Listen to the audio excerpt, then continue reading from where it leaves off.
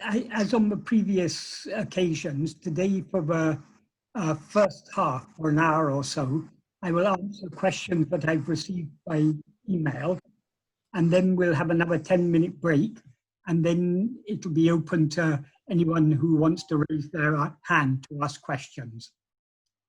The first set of questions I've been asked come from Vincent. He has asked several questions. The first one is, which texts are we absolutely sure have not been modified at all by someone other than Ramana Maharshi, since Ramana Maharshi wrote them? The answer to that is all of Bhagavan's poetic works have not been modified by anyone else. In particular, the 5 hymns to Arunachala, Upadesha Undya, Uludu Napadu, Ekapma Panchakam, Anma-vichara, and Apalapatu. These are the main original works. Oh, and Uludu Napadu Anubandham. These are the main original works of Bhagavan. Many of the verses of Uludu Napadu Anubandham are verses that Bhagavan translated from Sanskrit or other languages in one context or another. So not all the verses in Uludu Napadu Anubandham are Bhagavan's original verses. So we have to read Uludu Napadu Anubandham with a little bit of discernment to decide what are actually Bhagavan's main teachings and what are other teachings that aren't so central to Bhagavan's teachings. So these poetic works, because Bhagavan wrote them in poetry, they haven't been changed, and it'd be very difficult for people to change. It would be easily detected. The only original prose work that Bhagavan wrote, apart from his introduction to his translation of Vivekachudamani and to Driktrasi of Viveka, these also were original writings, but the main original prose writing of Bhagavan is Nana, Who Am I? Though it was originally recorded by Shiva Prakasham Pillai, and it was published in several question and answer versions, Bhagavan himself rewrote it as an essay. And when he rewrote it as an essay, he added the first paragraph, which was something entirely new. And while making it into an essay, he modified it in various ways. So Nana we can also take as an original writing of Bhagavan. The only change that has been made to Nana, or just one more thing, that is, before Bhagavan wrote it as an essay, it had been published in the form of questions and answers. The first one, I think, was 13 questions and answers, and then some more were added. The main question and answer version before Bhagavan wrote it as an essay, the main published one, was one containing 30 questions and answers and some miscellaneous sayings which weren't attached to any particular question.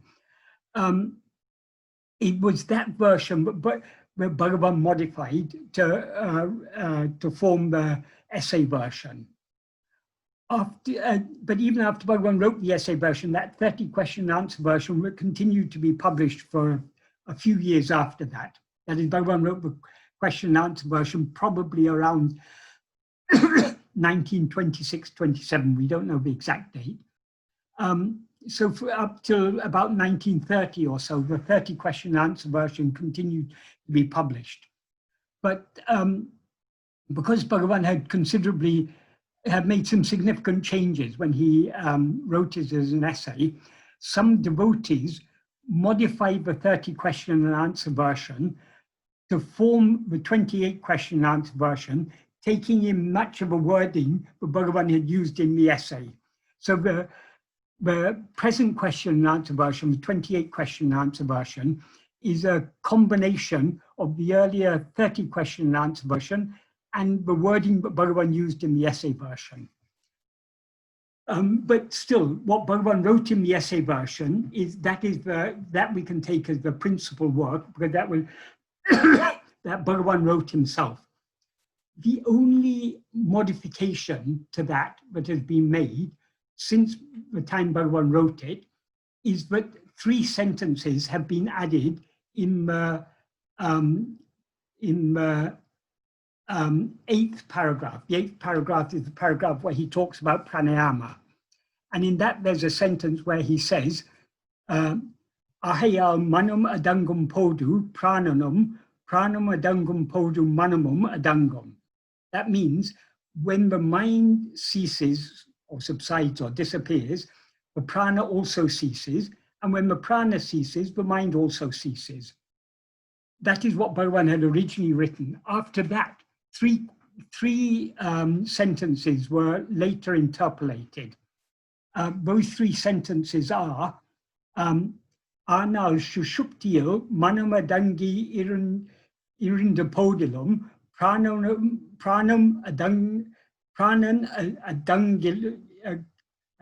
Adangaville.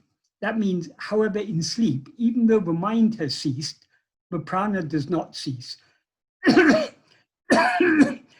Dehatim padukarpin nimittamum, dehamum maritu victado, endru pira ayam ayora vannamum, ivaru ishwara nyetial epatu kiradu.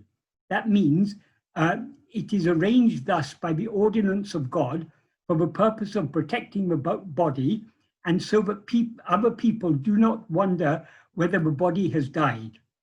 That's the 2nd sentence. And the 3rd sentence is, Jagratilum samadhilum manam adangirapodu pranan adangiradu. That means when the mind ceases in waking and in samadhi, the prana ceases. These 3 sentences were not in any of the early manuscripts of Shiv Prakash Pillai or any of the early printed versions. The earliest version in which I've seen them is in the 1936 edition of the 28 question and answer version. So it was probably first added in that version, and later someone saw fit to add it in the essay version. The essay version is the version that's included in the Tamil collective works of Bhagavan. However, these presume Bhagavan may well have said what is written in these 3 sentences, but he would have said so to someone who wasn't ready to accept his main teaching. Because Bhagavan's main teaching is that the body and world are mental creations. So they seem to exist only so long as they are perceived by ego, which is the root and core of the mind. And, and hence they do not exist when the mind has subsided in sleep. That's why Bhagavan's, in the original sentence that Bhagavan had written, therefore when the mind ceases, the prana ceases, and when the prana ceases, the mind also ceases. That applies to sleep. But obviously someone wasn't ready to accept that, so it asked this question, and Bhagavan would have then have diluted his teachings to suit the, that is, if people are not willing to accept his teachings, Bhagavan will come down to their level and make a concession to make the teachings more palatable to them. So this is one example of that. This is the only interpolation that I know of in any of Bhagavan's original writings. So as I say, all the 5 hymns and Upadeshundya Uludunaptu, some of the verses of Uludunaptu Anubandham, Ekatma Panchakam, Atma-vichara, that's a song on self-knowledge, the one that says, therefore extremely easy is self-knowledge, and Apalapatu. Apalapatu is the song that Bhagavan composed for his mother about making appalams. But he used the making of appalams as an analogy for for the spiritual path. So these are all, and Nana, these are all original writings of Bhagavan that we can rely upon 100%. Everything else, well, all other things were recorded by other people, and therefore, when someone records what Bhagavan has said, they will record what they have understood. So if they have not understood Bhagavan correctly, and that is, they will record what they have remembered, and what they remember will be what they have understood. So it is not all other question and answer versions are not entirely reliable. The other work which is, we can say, virtually as reliable as Bhagavan's own original writings are the verses of Guru Vachakavai, because Murugana was so closely attuned to Bhagavan, and he recorded what Bhagavan said in the form of verses. He showed the verses to Bhagavan. Bhagavan often corrected them, sometimes rewrote them entirely. So Guru Vachakavai is also a very reliable work. Other works, very useful things in them, but we cannot take them as 100% reliable. That was the first question you asked. The second question. Michael, can I just say one thing? Of yes. course, the next thing, having got the original text, is the translation. Well, yes, that's also the problem, because a translation reflects the understanding of the translator. So not all the translations are entirely satisfactory, and some of them actually are, some of them are very free renderings, like particularly the main translation of the essay version of Nana, that was published in a book called Words of Grace. And also, I think in some versions of the collective works, is a very, very free and interpretive translation. Many ideas have been added. I mean, many sentences have been expanded. The translators obviously tried to explain the ideas according to his or her understanding. So like that, many of the translations are not entirely satisfactory, which is unfortunate, but now more translations are available, and I think there are more reliable translations available. Many of these works I have translated, my translations are available on either on my blog or website.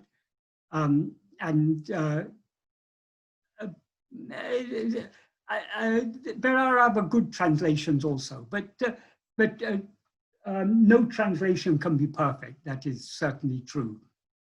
We can just do, as a translator, we can try our best to reflect what Bhagavan has written in the original, but no translation can have the same force as the original words, the same force or clarity.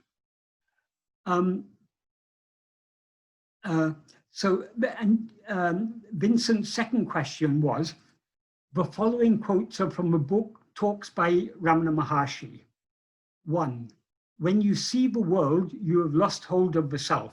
On the contrary, hold the self and the world will not appear. The second one is, the world cannot be seen either in pure ignorance, as in deep dreamless sleep, or in pure light, as in self-realization. And the third one is, time and space are functions of thoughts. If thoughts do not arise, there will be no future or the earth. And the fourth one is, until realization, there will be karma, i.e. action and reaction. After realization, there will be no karma, no world. And the question that Vincent asks about this is, do you confirm that Ramana Maharshi said that the world will not appear once there is self-realization? These passages in talks, they may not be the exact word that Bhagavan said, but these particular passages do reflect Bhagavan's teachings correctly. Very clearly in Nana, in Who Am I, Bhagavan has said in the 3rd and 4th paragraphs, in the 3rd paragraph, he says, if the mind, which is the cause for all awareness, meaning awareness of things other than oneself, and all activity ceases, jagat drishti, which means perception of the world, will depart. So there he's clearly saying that if in the absence of the mind, there will be no world, there will be no perception of any world. And then he says in the next sentence, just as unless awareness of the imaginary snake goes, awareness of the rope, which is the adhisthana, I mean the basis or foundation, will not arise, unless perception of the world, which is kalpita, that's a fabrication or mental creation, departs, seeing of swarupa, one's own real nature, which is the adhisthana, will not arise. So there, Bhagavan very clearly says, but swarupa darshana, that is what may be loosely translated in English as self-realization. That is, the knowledge of one's own real nature cannot arise so long as we are seeing the world. The reason is that the world is perceived only by ego. So long as we perceive the world, we mistake ourselves to be a person in that world. So it is as ego only that we see the world. When we know our real nature, ego will thereby be eradicated, and therefore there will be no perception of the world. And he explains it even more clearly in the next paragraph. He says, what is called mind is an extraordinary power that exists in Atma-swarupa, one's own real nature. It makes all thoughts appear. When one looks, excluding all thoughts, solitarily, there is no such thing as mind. Therefore, thought alone is the nature of the mind. Excluding thoughts, there is not separately any such thing as world. In sleep, there are no thoughts, and consequently, there is also no world. In waking and dream, there are thoughts, and consequently, there is also a world. And then he gives an analogy to emphasize this point. Just as a spider spins out thread from within itself and again draws it back into itself, so the mind makes the world appear from within itself and again dissolves it back into itself. When the mind comes out from Atma-swarupa, the world appears. Therefore, when the world appears, swarupa, one's own real nature, does not appear. And when swarupa appears or shines, the world does not appear. So Bhagavan says very explicitly here, but the world that cannot exist in the state of self-realization. The world appears, the world is, according to Bhagavan, the world is nothing but a dream, and the dreamer is ego. So only when we rise as ego does the world appear. He also makes it very clear in many verses of Uludunapadu. For example, in verse 6 of Uludunapadu, he says, Uluhu aim pulangal uru. That means the world is a form of 5 sense impressions. Thereunto, not anything else. Of aim pulan, aim poriku pulanam. Those 5 sense impressions are impressions to the 5 sense organs. Ulahi manum ondru, aim pori vayal, on didu talal, manate andri, ulahu ondo. Since the world alone since the mind alone perceives the world by way of the 5 sense organs, say, is there a world besides the mind? I mean, that's a rhetorical question, but what it implies is there's no world in the absence of the mind. The world is just a mental creation, just as a dream is a mental creation. So those particular passages you've quoted from talks, they are definitely authentic teachings of Bhagavan. The wording may not exactly be Bhagavan's words, but the general idea is definitely Bhagavan's teachings.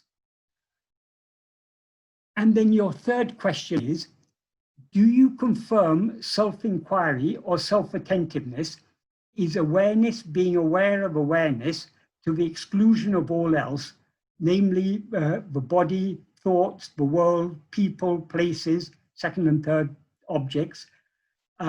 Awareness being what we are, that which is looking through our eyes right now. Yes, that is self-attentiveness, means attending to that which is aware, that which perceives all this. In other words, attending to ourself is, or being self-attentive, that is what Bhagavan means by the term Atma-vichara, or self-investigation. He says this very clearly in Nana.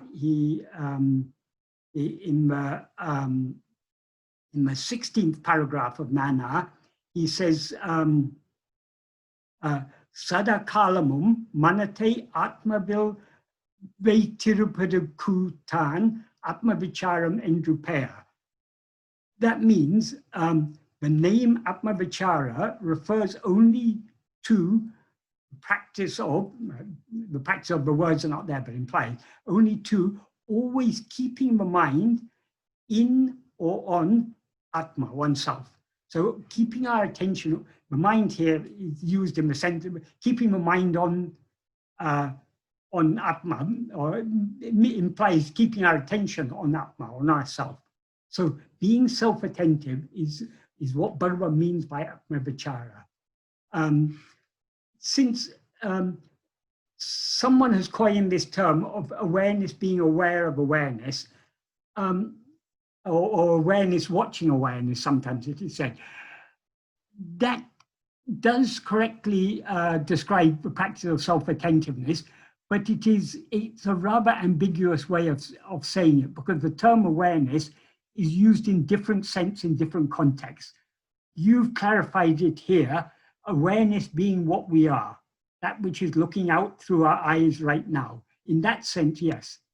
But the awareness that is aware, that is looking out through the eye, the awareness that is aware of other things, is not pure awareness, it is ego.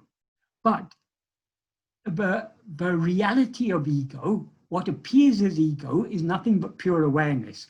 So because we now experience ourselves as ego, in effect, when we are attending to ourselves, we're attending to ego. But if there's actually no difference between attending to ourselves as ego and attending to what we actually are. As can be illustrated very simply by this snake rope analogy. If you are looking very carefully, and if you look very carefully at what seems to be a snake, you see that it's just a rope. So even when you're looking at it, thinking it's a snake, what you're actually looking at is only a rope. Likewise, even though we now experience ourselves as ego, if we attend to ourselves, what we're actually attending to is the pure awareness that is the background of ego. Ego is nothing but that pure awareness mixed with adjuncts. But when we are attending to ourselves, we are not attending to the adjunct, we're attending to the awareness aspect of ego. And therefore we are attending to, we are in effect attending to our real nature, which is pure awareness.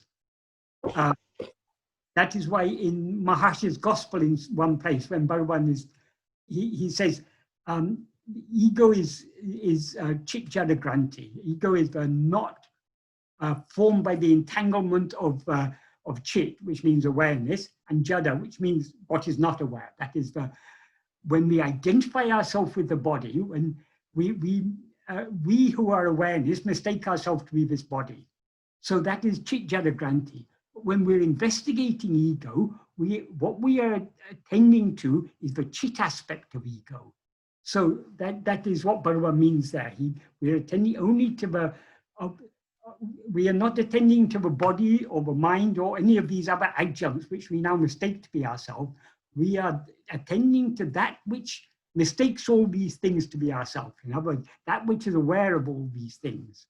So in that sense, it is awareness, being aware of awareness. Your fourth question is, how do we know what Ramana Maharshi meant with thoughts? Are they the words that come to our attention, or are they everything we see as objects, i.e. projections? Bhagavan, that is, people often think of just the mental chatter going on, the chatter that's often going on in our mind. People think of that as thoughts, but Bhagavan uses the term thought in a much broader sense. According to Bhagavan, all mental phenomena, but that Bhagavan uses the term thought in the sense of mental phenomena. So all mental phenomena are included in what he means by thoughts. And since, according to Bhagavan, what seem to be physical phenomena are actually just mental phenomena, because as he says in that verse 6 of Untitled that I quoted earlier, the world is nothing but the 5 kinds of sense perception. What we take to be the world is nothing but sights, sounds, tastes, smells, and tactile sensations. Only these 5 kinds of sense impression form what we take to be the world. And these sense impressions are nothing but mental impressions. So they're all mental phenomena. So according to Bhagavan, all phenomena are mental phenomena and therefore thoughts. Therefore, Bhagavan uses the term thought in a broad sense to include all phenomena. And your final question is, has Michael expressed his views on any non-duality teachers? Well, Michael's views really shouldn't matter. We need not concern ourselves with others. As Bhagwan said, inquiring about others or concerning ourselves about others is an Atma-vichara. That means investigating what is not ourselves. What we need to do, what is useful thing to do is to investigate ourselves. When we don't know what we actually are, how can we know about anyone else? People say, oh, so-and-so is a jnani or not a jnani. All these sort of disputes may arise.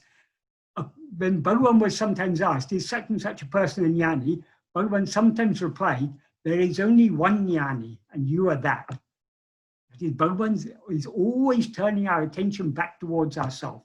So we need not concern ourselves with other non-duality teachers. If we want to follow Bhagavan's path, his teachings are more than sufficient for us. So if the only non-duality teacher we need be concerned about is Bhagavan. And Bhagavan doesn't even ask us to be concerned about him. He says, you cannot know me without knowing yourself. Know yourself first. So all Bhagavan's teachings are constantly directing our attention back towards ourselves. That's why he said, there is only one jnani and you are that. Because if we turn our attention within and know what we actually are, we will know that we are infinite awareness, which is what the term jnana means. Bhagavan often used to say, jnana me jnani. That is, jnana alone is the jnani. Pure awareness alone is the jnani. There cannot be many jnanis, because when we see a person and say this person is a jnani, we are imposing our ignorance on that person, because we are imposing our ignorance upon jnani, because the jnani is not a person. So long as we mistake ourselves to be a person, we are ajnani. When we know ourselves as we actually are, we will know that we are not a person. So there's no such thing as a self-realized person. So we need not concern ourselves with others. We should not even concern ourselves with the person we seem to be. What we want to know is, who am I? Not who is this person. So who is this I who has risen saying, I am this person, I am Michael, or I am Vincent? That is what we need to investigate. We need not concern ourselves with others. And in fact, concerning ourselves with others is just an unnecessary distraction. And who are we to say who is a jnani or who is not a jnani? But we don't even know what we ourselves are. So all this talk about, it is true, there are many people who claim to be non-duality teachers. Many of them, they may have had some sort of experiences, probably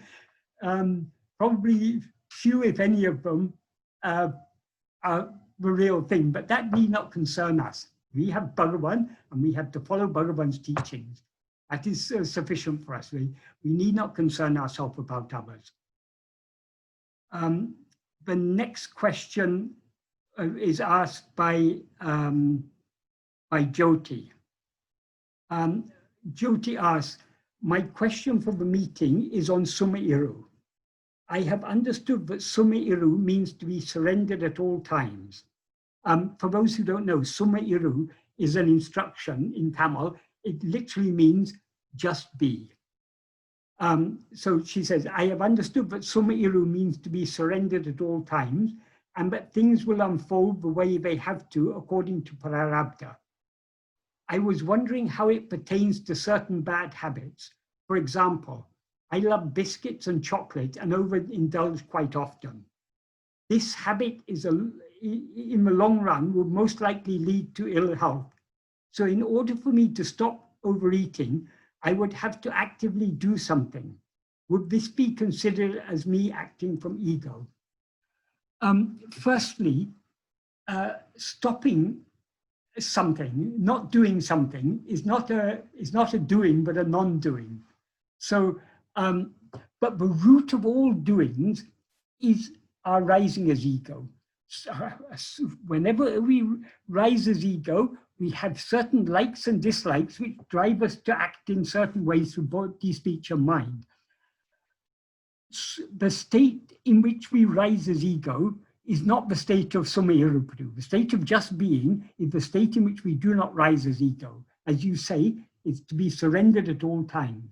Being surrendered means not rising as ego. If we don't rise as ego, we won't have any desires, and then there'll be no, bad habits will not be an issue. The root of all bad habits is our desires, attachments, fears, hopes, and likes, dislikes, and so on.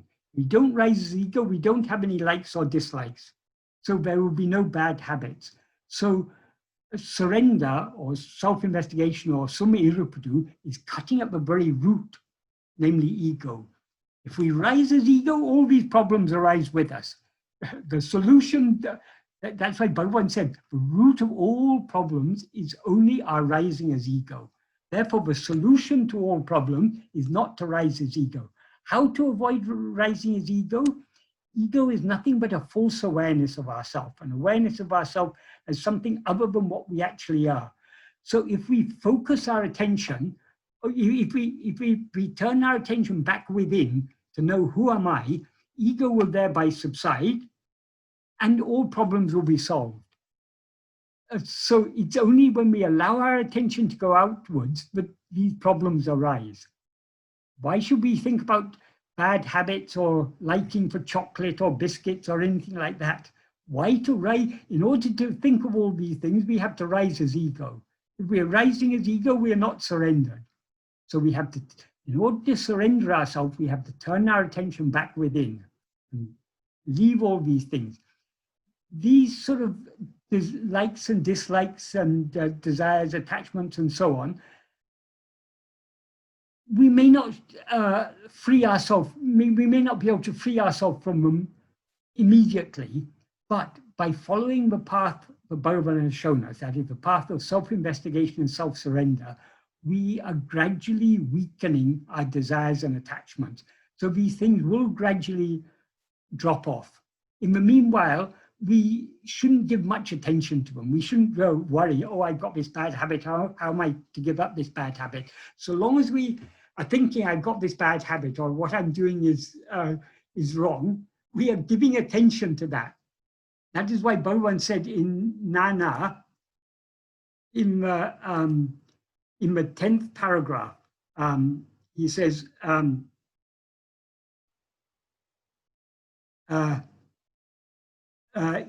even though Vishaya vasanas, which come from time immemorial, rise in countless numbers like ocean waves, they will all be destroyed when Swarupa Dhyana, that means self-attentiveness, increases and increases.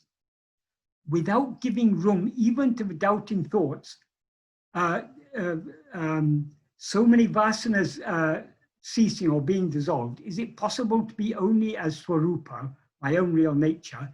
It is necessary to cling tenaciously to self-attentiveness. However great a sinner one may be, if instead of lamenting and weeping, I am a sinner, how am I going to be saved? One completely rejects the thought that one is a sinner and is zealous or steadfast in self-attentiveness, one will certainly be reformed. So let us not worry about any bad habits we may have. Bad habits are the nature of ego. Let us, as far as possible, try to cling to self-attentiveness, and ego and all its bad habits will drop off automatically. So let's not try and fight our bad habits. It's just cultivate the good habit of being self-attentive. That will take care of all bad habits. So we shouldn't be lamenting about our bad habits or worrying about our bad habits. Just try to cultivate the good habit of being self-attentive. That is sufficient. The next set of questions is from Kiran. Kiran writes, my question is regarding karma. It is said there are 3 types: sanchita, the warehouse; prarabdha, what we need to go through in this life; and agami, what we create in this life. The question really is, before doing this practice of self-investigation, everything in life seems to be going well and good. But once we enter this path and do this practice more and more, life takes a toss and you start going aloof. So situations in life turn out to be very painful. It's like God has turned against you. You feel you were best before coming to this path, then after coming to it. Is this because we're experiencing bits of sanchita karma as well? In other words, does this path enable you to download more amounts of karma from the warehouse to burn it off? If not, how will sanchita be destroyed so we don't take another dream? If this is not true, then why do we experience so much pain after coming to this path as opposed to before that?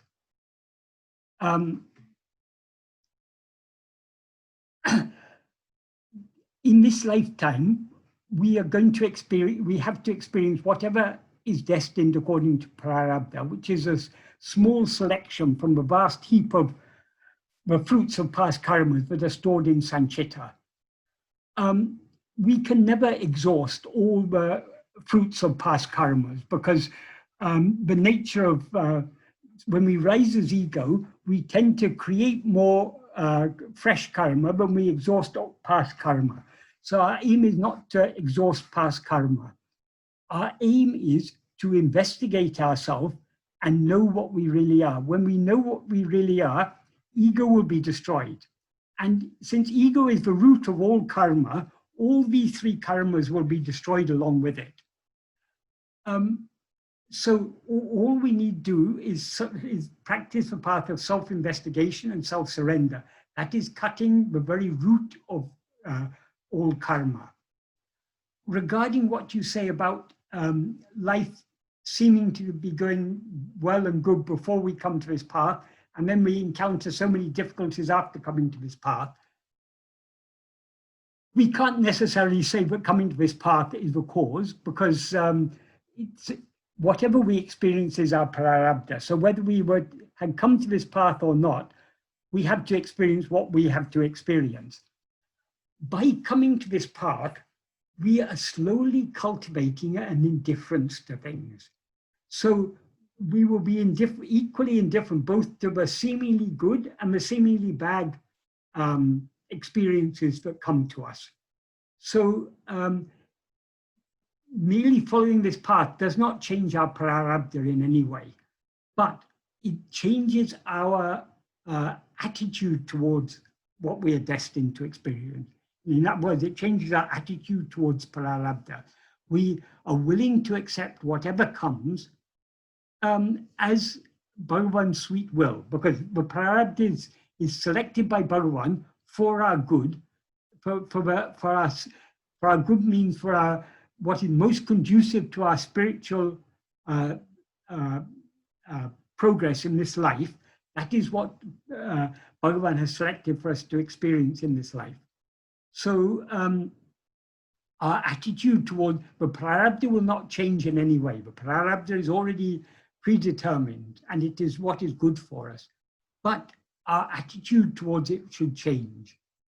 Whatever difficulties we may be destined to face, we have to face. But why should we concern ourselves with these things?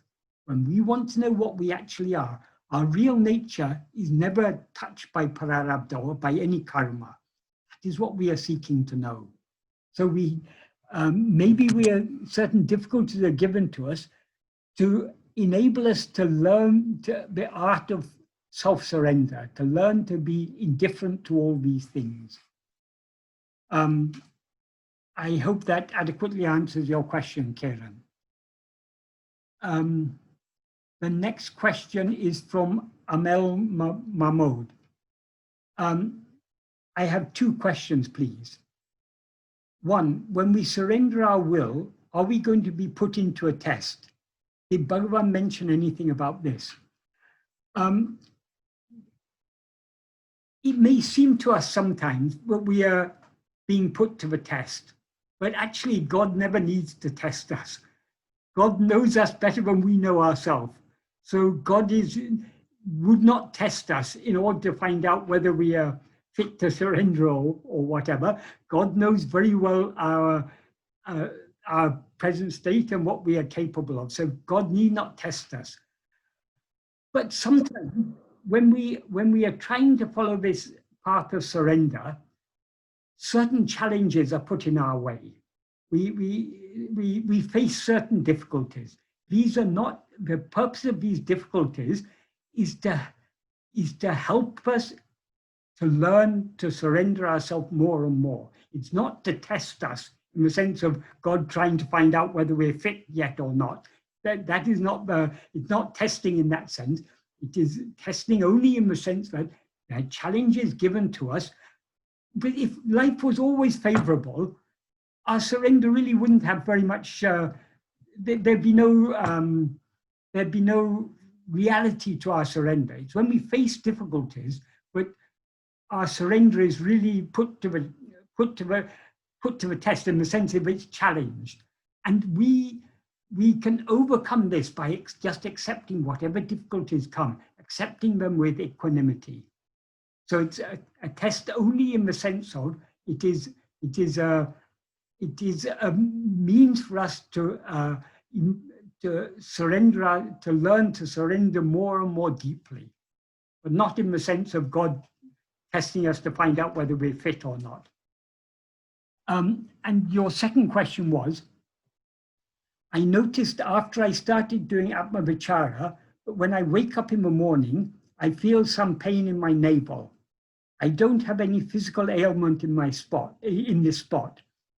But somehow I feel this pain might be related to the rising of ego. Is this possible?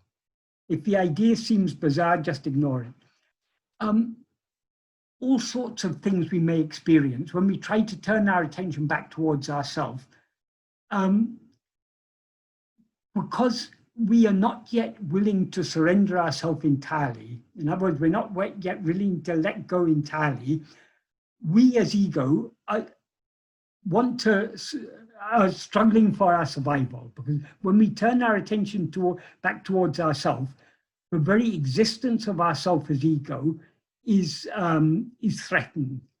So as ego, we want to cling on to our existence as ego. So we'll find so many ways of trying to distract our attention away from ourselves. So pain in the body or fear or so many things may arise to distract us. But whatever may distract us, who is it who is distracted? Who is it who feels this pain? We shouldn't be perturbed by these things. We should just be intent on trying to turn our attention back towards ourselves. So we can't say why you feel the pain. I mean, there's no simple explanation for these things, but that pain is something other than you. You don't always feel that pain. So since you don't always feel that pain, it is just a phenomenon. It's something that appears and it disappears. But you exist, whether the pain is there or not. So who is that you? What is that I that is constant, whether pain is present or absent? That is what we need to investigate. So what we are seeking to know is that which is permanent. That which is permanent is that which is always shining as I, whether in waking, dream, or sleep. But we are always aware I am. That is what we need to cling to. If we cling firmly to that, all these phenomena will slowly, slowly drop off. But if we worry about these things, we are giving them, we are giving life to them, we're giving them reality. So let's not worry about whatever phenomena may appear. Sometimes it may be pain, sometimes we may feel feelings of ecstasy, or even seeing divine visions or hearing divine music or whatever it is. These are all things, whatever appears is not real, because whatever appears will disappear. So it's only temporary. What we need to try to cling to is that which is ever permanent, namely ourself. The next question is from Jane. Jane has written, I would like to ask you a question about sleep. What is happening when you're asleep, but yet you know you are sleeping? This has happened many times, and I have woken up twice from dreaming, thinking I have woken up, but didn't, only to wake up again. Difficult to explain. I have also told people who are in my dream that I am asleep. Also, I have been a lucid dreamer from as far back as I can remember. I know even this is a dream. From all the people I have been learning from the past 20 years, you seem to explain it much clearer. I think when you say you know you are sleeping, you mean you're dreaming, you're aware that you're dreaming. When Bhagavan talks about waking, dream, and sleep, what he means by sleep is the deep dreamless sleep. In deep dreamless sleep, we cannot know we are sleeping. All we know in deep dreamless sleep is I am. If we think I am sleeping, then obviously we are not sleeping, because in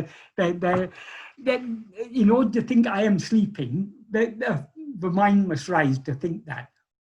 What remains in deep dreamless sleep is only the fundamental awareness of our own existence, I am. I am is aware of itself just as I am, never as I am sleeping, or I am this, or I am that.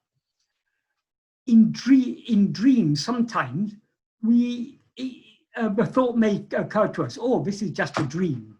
But even when we think this is just a dream, the dream still seems very real. What you talk about, the experience of waking up from a dream and then again waking up, this I think is a very, very common experience. I think all of us have had that. Some of us have had it many times. It happens particularly in the morning. We think we've woken up and we begin to go about our normal daily activities, and suddenly we wake up again, and we find that the first waking up was waking from one dream into another dream. This is actually quite a useful experience, because it shows us how easily we mistake a dream to be waking. So it's actually quite a useful experience, just to drive home the point, but we can never actually distinguish waking from dream. Now, we all assume that we are awake, but there's nothing that we are now experiencing but we couldn't experience in a dream. So we never have any evidence that what we are experiencing is anything but a dream. So if we're following Bhagavan's path and thinking deeply about what Bhagavan has taught us, it's natural for us, even in our present state, to be thinking about this as a dream. Because we think about this now, in other dreams also, the same type of thinking goes on. So often while we're dreaming, the thought occurs to us, oh, this is just a dream. But even though we think this is just a dream, it still seems very real. This term lucid dream, it's a term that is much used nowadays, but actually it has no very precise definition. if you try to find a definition for what is a lucid dream, it's explained differently by different people. I don't think the term, as far as Bhagavan's teachings are concerned, it doesn't have much significance, because according to Bhagavan, any state in which we experience phenomena is just a dream. So whether we think we're dreaming or we think we're awake, we're still dreaming. And even when we think our present state is just a dream, it still seems very real. Many times in dream, I thought to myself, oh, this is just a dream. I mean, I think, but how real it all looks. So thinking like this, if any person who thinks deeply, we will naturally reflect on the reality of whatever we experience. So this sort of what you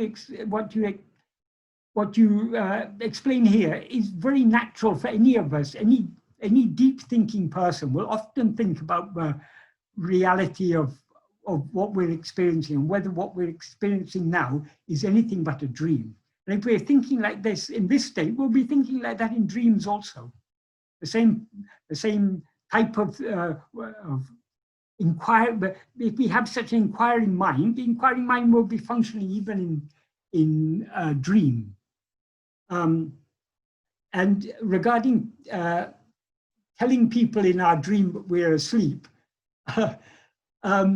if we really believe that what we are now experiencing is a dream, we don't have to tell anyone else, because all the people we see in a dream are just our own mental projection. So sometimes the thought may occur to us in a dream, oh, I'm just dreaming, and we may tell it to other people. But it's not necessary to do so, because if we were really convinced that it was a dream, we would understand all the other people there are just our own mental creation. So there's no need for us to tell them anything. But the confusion, that is, when we rise as ego, mistake ourselves to be a body, and consequently see a world, we're in a state of confusion. So in that state of confusion, even though we think this is a dream, we still feel inclined to tell other people that this is just a dream. But if it's just a dream, those other people are just a part of our dream. There's no purpose in telling them. So this just shows how profoundly confused we are in our present state. Even if we may take it to be a lucid dream, there's still a fundamental confusion there, because even in a lucid dream, we're aware of ourselves as a body.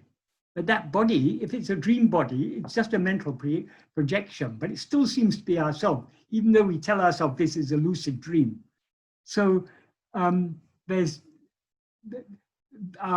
the state of rising as ego is a state of confusion. The only way to get out of this confusion is to turn our attention back towards ourselves, to investigate who am I. Only when we're aware of ourselves as we actually are, is all confusion removed. I hope that adequately answers your question, Jane. The next question is from Carl. Carl writes, hello, I would like some clarity on the following. As Bhagavan says, if the world only exists through our perception, once in deep sleep, the world ceases to exist. How is it that people experience the world when others are asleep? Is it something to do with the individual's ego? But then how does everyone project the same world, even though we are all individual egos? In a dream, we see many people. If we ask the people in our dream, do you see this world when I'm asleep? They will say, yes, we see this world when you're asleep. But when we wake up from that dream, we will recognize that those other people are just our own mental projection. Therefore, they're saying that they see the world when we're asleep. We will understand that there's no, but it's not true what they say. I mean, because they are just our own mental projection. Likewise, if our present state is just a dream, as Bhagavan says, all the people we see in this dream are just our own mental projection. not only all the other people, even the person we seem to be is just a mental projection. So Michael is a mental projection, Carl is a mental projection, all are mental projections. So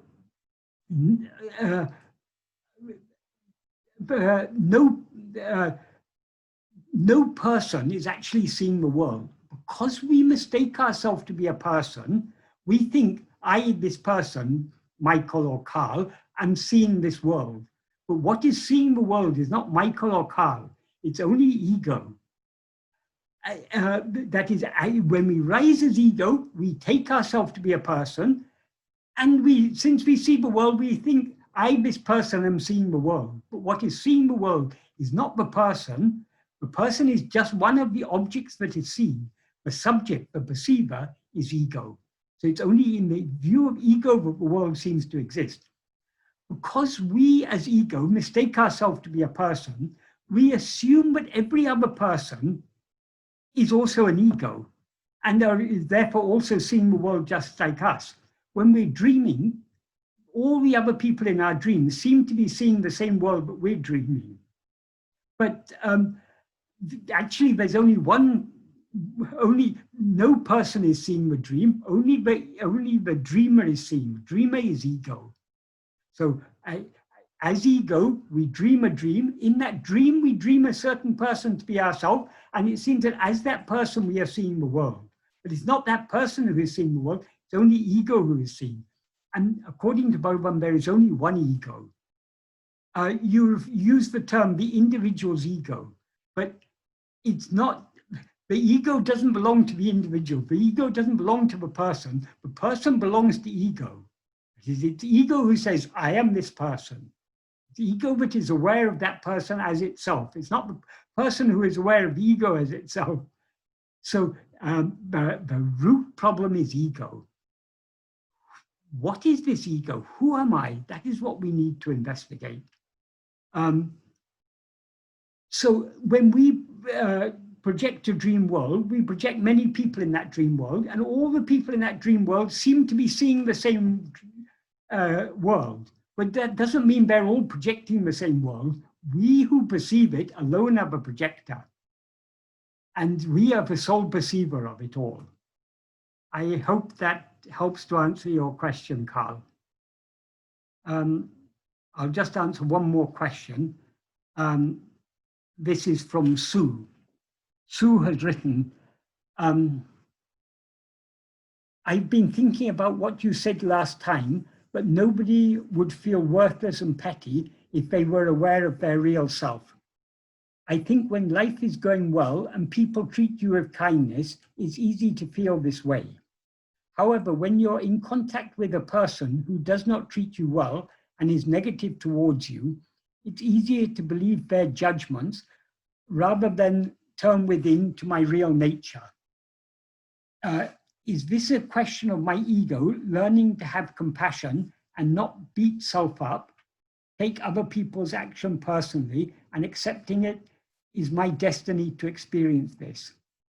I think what I'm trying to say is maybe similar to the person who was in an abusive relationship, in that you assume you're at fault and punish self because you are a bad person.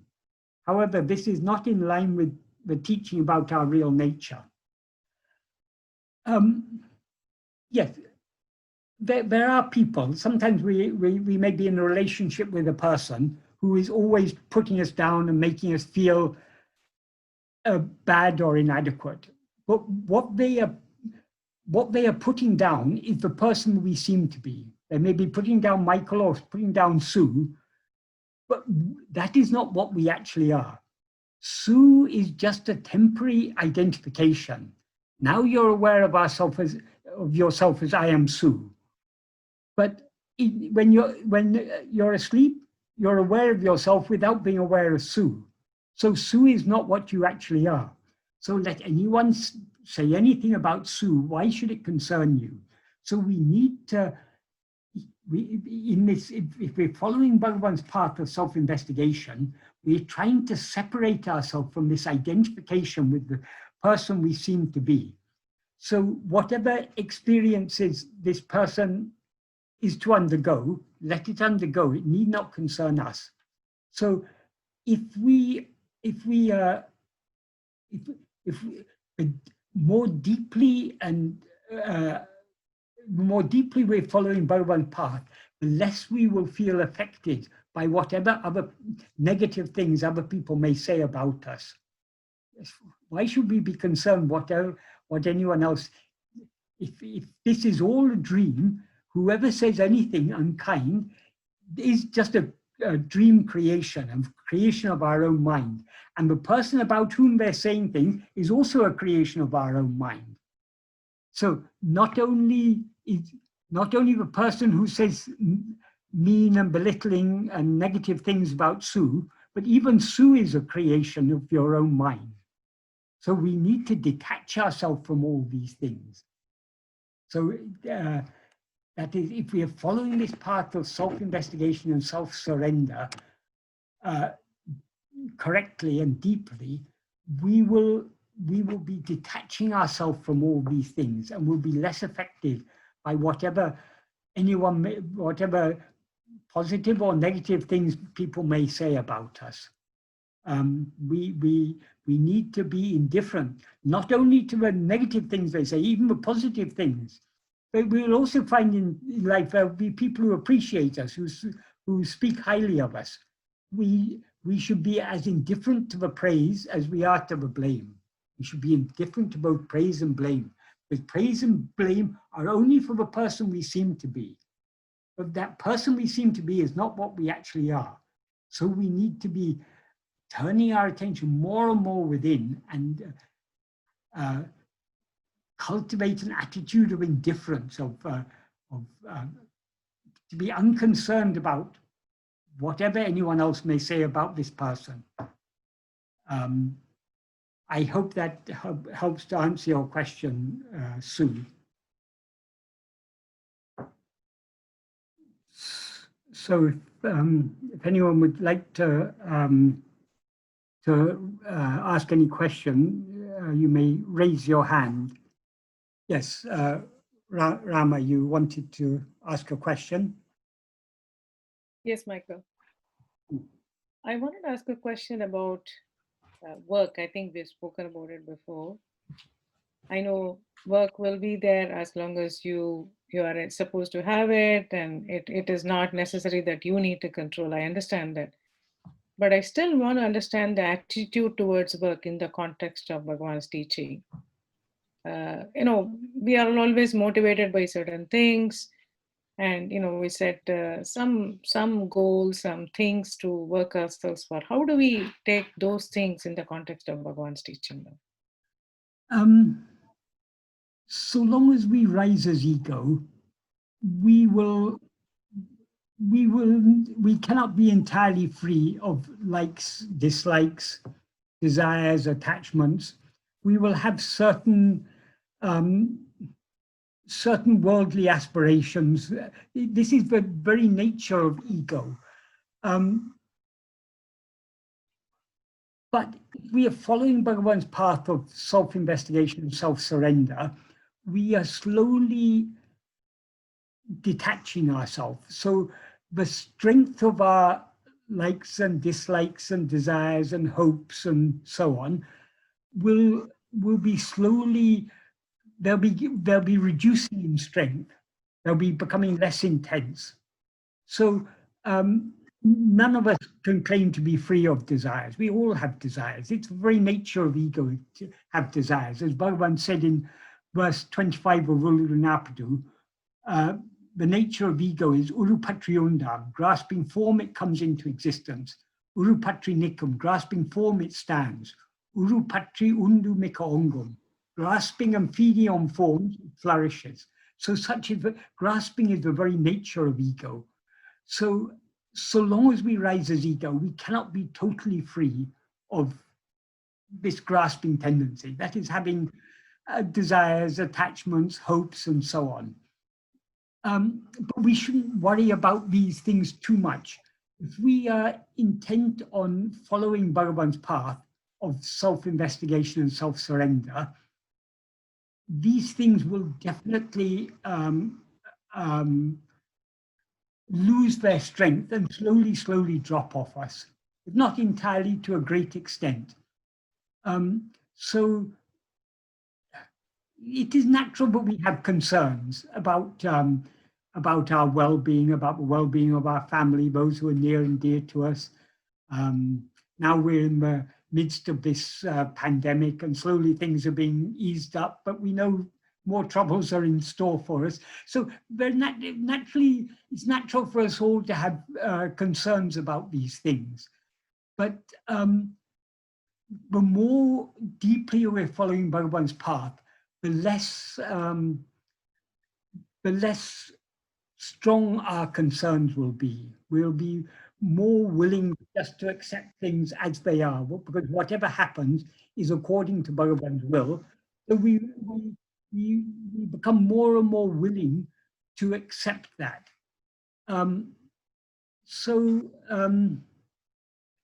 Yeah, I mean, does this answer your question, or is your question something slightly different? The question was more around the attitude to work, because Bhagwan also taught that whatever you do it perfectly, right? So he spoke about it. I mean, naturally, if we have some task to do, if we are a conscientious person, we try to do whatever task we have. We try to do it to the best of our ability. But we shouldn't be too attached to the outcome. Like we may feel we have certain responsibilities, but we have to do certain actions. So we do those actions to the best of our ability, but things may not always turn out as we would have hoped. We may sincerely do something, expecting to achieve some result, but that result isn't achieved. We need to, this is the old thing of nishkarmiya karma. We need to be detached from the fruits of our actions. It's our destiny, but we have to do certain actions. Let us do them. Let us not be overly concerned about the results of our actions. Of course, we do to the best of our ability, but if things go wrong, if things don't turn out as we would have hoped, we shouldn't be, if our desires and attachments are reduced in strength, we'll be less affected by the outcome. So often we do things in life and the outcomes are disappointing. We shouldn't be perturbed by these things. Ultimately, we know whatever happens is happening according to the will of Bhagavan, and it's for the good of all concerned. So those certain things happen, but seem to us to be bad. It's only in our limited view, but such and such an outcome is a bad outcome. Whatever be the outcome, is the outcome that Bhagavan has chosen to be the outcome. So whatever it is, it's all for good. Even the seemingly bad things in life, they're all for good. So it can all be summed up in, generally we just need to cultivate this detachment. But we cultivate the detachment how? By means of following Bhagavan's path of self-investigation and self-surrender. We don't have to worry, oh, am I detached enough or not? Detachment is something that will naturally follow in the wake of following the path of self-investigation, self-surrender. So if we follow what Bhagavan taught us, try to turn our attention within and cultivate this attitude of surrender, everything else will fall into place. It will all follow in its wake. So we don't even have to be too concerned about what our attitude should be. Our attitude will be shaped by Bhagavan if we yield ourselves to him, if we follow his path of self-investigation and self-surrender. Thank you. Does that adequately? Yes, it was good. Thank you.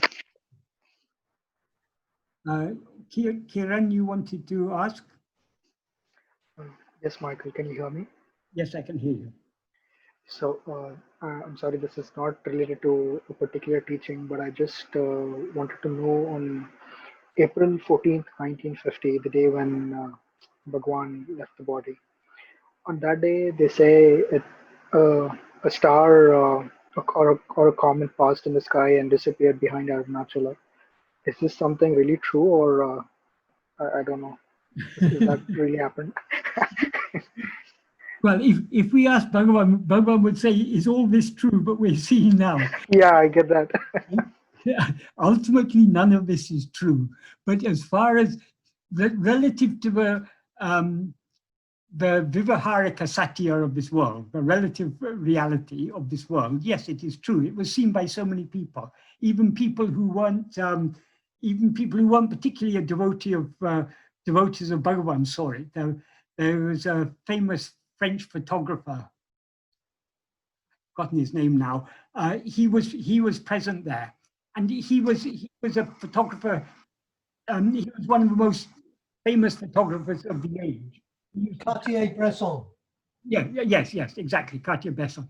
He traveled all over the world as a photojournalist, covering all sorts of events that were happening in the world. So he happened to be there at the time because it was a well-known event, but Bhagavan was in a serious condition, so he had come there.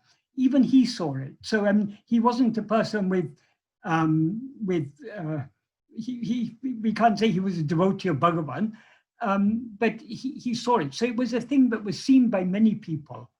But for those who saw it from the ashram, it seemed that it seemed like a meteor or something that came and went behind the peak of the hill. But it was also seen from very far away. Even some people in Delhi and such faraway places saw it. So it's difficult to say whether actually it was a physical phenomena or what, because if it just been a shooting star going behind Arunachala, how it was seen 1,000 miles away in Delhi. But it was so. But according to Bhagavan, everything that we take to be physical is actually just mental. Our whole life is just a dream. So yeah, it was seen by people in very different places. So who can say exactly what it was? But it is for many people, it's very significant that it was seen just at the moment that Bhagavan was breathing his last. And for many devotees in the ashram, they interpreted it, but Bhagavan is merging, that is the Arunachala is merging back in Arunachala, so to speak. That is, what we saw in human form as Bhagavan is nothing but Arunachala in human form. And Arunachala is nothing but Bhagavan in hill form. So Bhagavan and Arunachala, for devotees such as us, are one and the same. So it was as if the human form of Bhagavan is merging back into the hill form of Bhagavan as Arunachala. So yeah, it is, we can interpret it at different levels, but definitely on a mundane physical level, it was a phenomenon that was witnessed by many, many people. Thanks, Michael. Sorry for the wrong question. Thank you so much, but I'm sorry for that lame question. I just wanted to clear it out. No problem at all.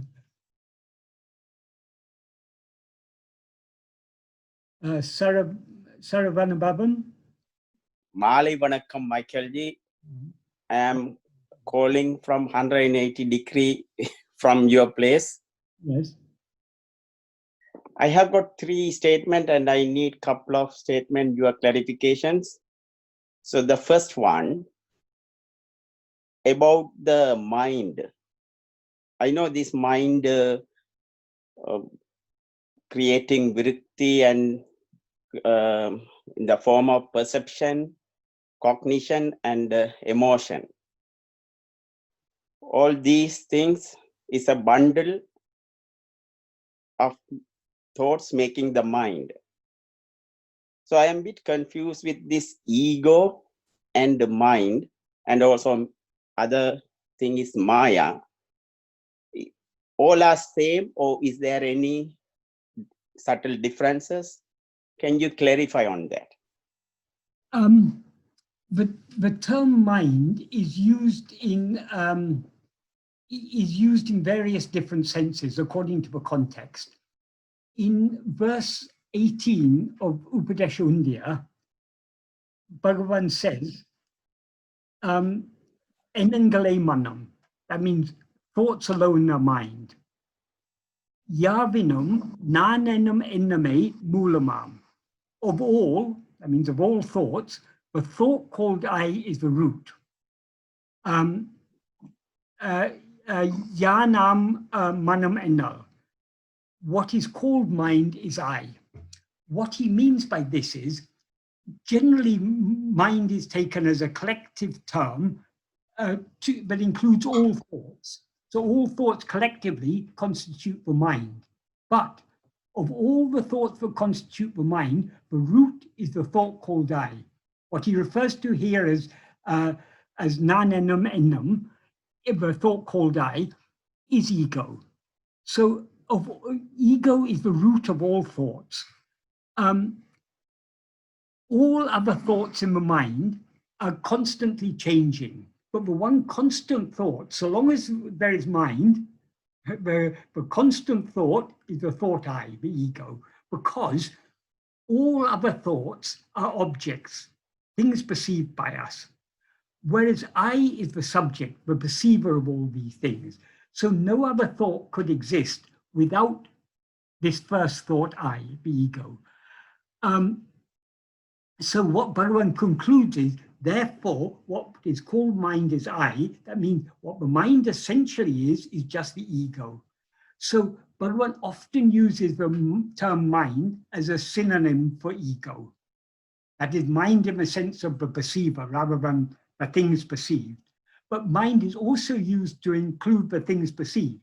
But in other cases, for example, in one sentence from the 16th paragraph of Nana that I read earlier, where he defines what Atma-vichara is, he says, keeping the mind in Atma or on Atma. In that context, mind means the power of attention. Like if you say to someone, put your mind on the task at hand, you mean attend to it. Or his mind is absorbed in the book he's reading or in the film he's watching. It means that their mind means attention. So mind is used in a different sense in different contexts. Another different sense in which the term mind is used. In the context of the 5 sheaves, one of the 5 sheaves is the Manomaya Kosha, which is distinguished from the Vijnanamaya Kosha and the Anandamaya Kosha. Their Manomaya Kosha means the grosser aspects of the grosser functions of the mind, whereas the intellect is the more subtle function of judging and discriminating and distinguishing. Whereas the Anandamaya Kosha, the will, the Chittam, is still subtler. It's the will, likes, dislikes, desires, attachments, and so on. So sometimes the mind is used as a collective term for all these. It's said sometimes that mind is sometimes classified as an antakarana, the inner organ, which is said to be divided into 4 parts: manam, manas, buddhi, chittam, and ahankaram. That is the Manomaya Kosha, the Vijnanamaya Kosha, the Anandamaya Kosha, and ego, which is that which takes all these things as itself. So their mind is used to distinguish it. It is used for the grosser functions of the mind. So we have to understand from the context in which sense the term mind is used. As I say, generally when Bhagavan uses the term mind, in most contexts, he's using it as a synonym for ego, but not in all contexts. We have to understand from the context in which sense he's using it. Does that help to answer your question? Yeah, you are saying that even any phenomena, all are thoughts. So that I learned new things today. Yes. Even now what we are talking here, that is also thoughts. So Yeah. bundle of thoughts. So mind is a bundle of thoughts. Yes, yes. And manomayakosa is a gross sense perception. The perception, all the memories, the cognition. emotions, all the gross all the functions of mind other than intellect and will and ego. Yeah, so As in my understanding, I think all are ego. Mind is no different from ego. That's what I was thinking. Yes. Ultimately, everything is ego, but ego, Bhagavan uses ego in a very, ego or the thought called I, these two terms, Bhagavan uses in a very specific sense to refer to the subjective aspect of the mind. That is, all other thoughts, all other phenomena are objects perceived by I. I is the ego or the thought called I. So that is the subjective aspect of the mind. That is the essence of the mind. So the mind ultimately boils down to this one thought, ego. And in verse 26 of Uludunapadu, Bhagavan says, Ahande undayan anatumundaham. If ego comes into existence, everything comes into existence. Ahande indrail indru anatum. If ego doesn't exist, everything doesn't exist. Ahande yavamam. Ego itself is everything. So there Bhagavan says ego is everything. But what he means by saying ego is everything is ego is the seed that has expanded as all this. But ego he uses in a very specific sense to mean the subject, the perceiver, whereas all other thoughts are objects or things perceived. Okay, thank you. The second one, I don't know how far it is useful for our self-investigations, but what I am thinking, the Brahman or the God is inside us. So why did Venkataraman left the house or home and go to that Arunachala to do his future, live there for the future? Why he didn't find the God inside, even in the same place? Because we all can't go to Arunachala to. Yeah. When we're talking about Venkataraman or Bhagavan, we're talking about a certain person. He's, in our view, he seems to be a person. He seems to have lived for 70 years. And at the age of 16, he underwent a certain experience, and then he came to Arunachala. This is all according to the prarabdha of that particular body. But that body and its prarabdha exist only in our view, not in his view. For Venkataraman, the boy Venkataraman, there was an ego, but was aware of itself as I am Venkataraman up to the age of 16. Then that ego got an intense fear of death and investigated, when this body dies, when Venkataraman dies, do I also die? When it investigated thus, it merged back into its source, which is pure awareness, and only pure awareness remained. So that day in Madurai, the story of the ego and of Venkataraman was over. What remained then was pure awareness. But in our view, the story continued. That body, which was previously called Venkataraman, then shone as Bhagavan. And the rest of Bhagavan's story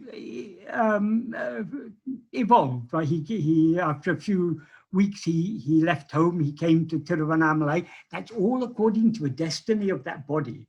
But all that was to be achieved was achieved that day in Madurai. That is, that ego merged forever in its source, in pure awareness, and pure awareness alone remained. So Venkataraman died at Madurai, and then his body only went to Tiruvannamalai. We can say it that way, but actually what died was ego. There was the no, Venkataraman, not the. that I which rose and felt I am Venkataraman, that I died. And then, so there was no longer any ego in that body. What shone through that body from that moment onwards is what we call Bhagavan. Yeah, but he got that name after certain period. Yeah. But we take that person to be Bhagavan. But according to Bhagavan, his fundamental teaching is, I am not this body.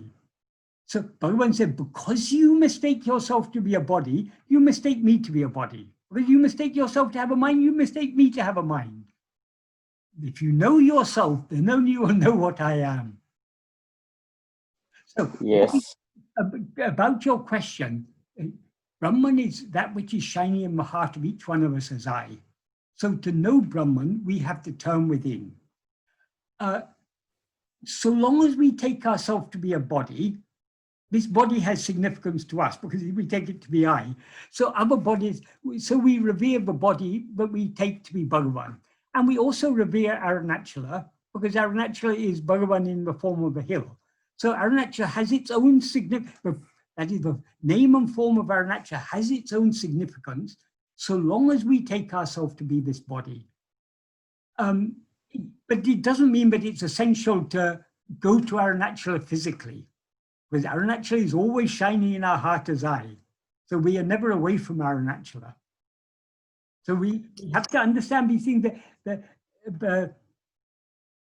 very different levels. We can find the Arunachala even from wherever we are staying. Yeah, yes. Thank you, Michael Ji. The third one, from the previous question, somebody asked about some pain. So I just was thinking, this body was given as a gift for us on birth. So we had to look after the body. It is our lended body. So the pain, even I was attending Vipassanas, sitting on Padmasana, and I was getting some pain. So actually it is, I couldn't get a proper, I missed that point, what sort of pain he got it. So it need to be attended as carrying that body. So if we leave that as part of this ignoring, even in Vipassana, the way to ignore and observe. So it is, in this worldly point of view, I think it is need to be attended if the pain is ongoing. That is my opinion. It seems to us that we have to take care of this body. But that is our ignorance, because according to Bhagavan, this body, what this body is to go through is already determined by Prarabdha. So we can leave the care of this body to Prarabdha. But so because of our strong sense of doership, we feel I have to take care of this body. But actually, we cannot do anything. Whatever we do will not change our prarabdha. So if, for example, it's our destiny to become sick, we cannot avoid that. We may think, oh, I need to take medicines and everything. If it's our destiny, the medicines will come and we'll take the medicine. Everything is happening according to prarabdha. So we need to learn to trust in Bhagavan and to leave all these things to his care. He will then prompt us to act according to our prarabdha. So if it's our prarabdha to go to the doctor, to get a prescription, to go to the pharmacy, buy the medicine, take the medicine, and thereby recover, if that is our destiny, that will all happen, whether we like it or not. So we need to, why Bhagavan taught us that everything that is happening in our life is according to prarabdha, is to help us to detach ourselves from these things, to make us understand these are not our responsibilities.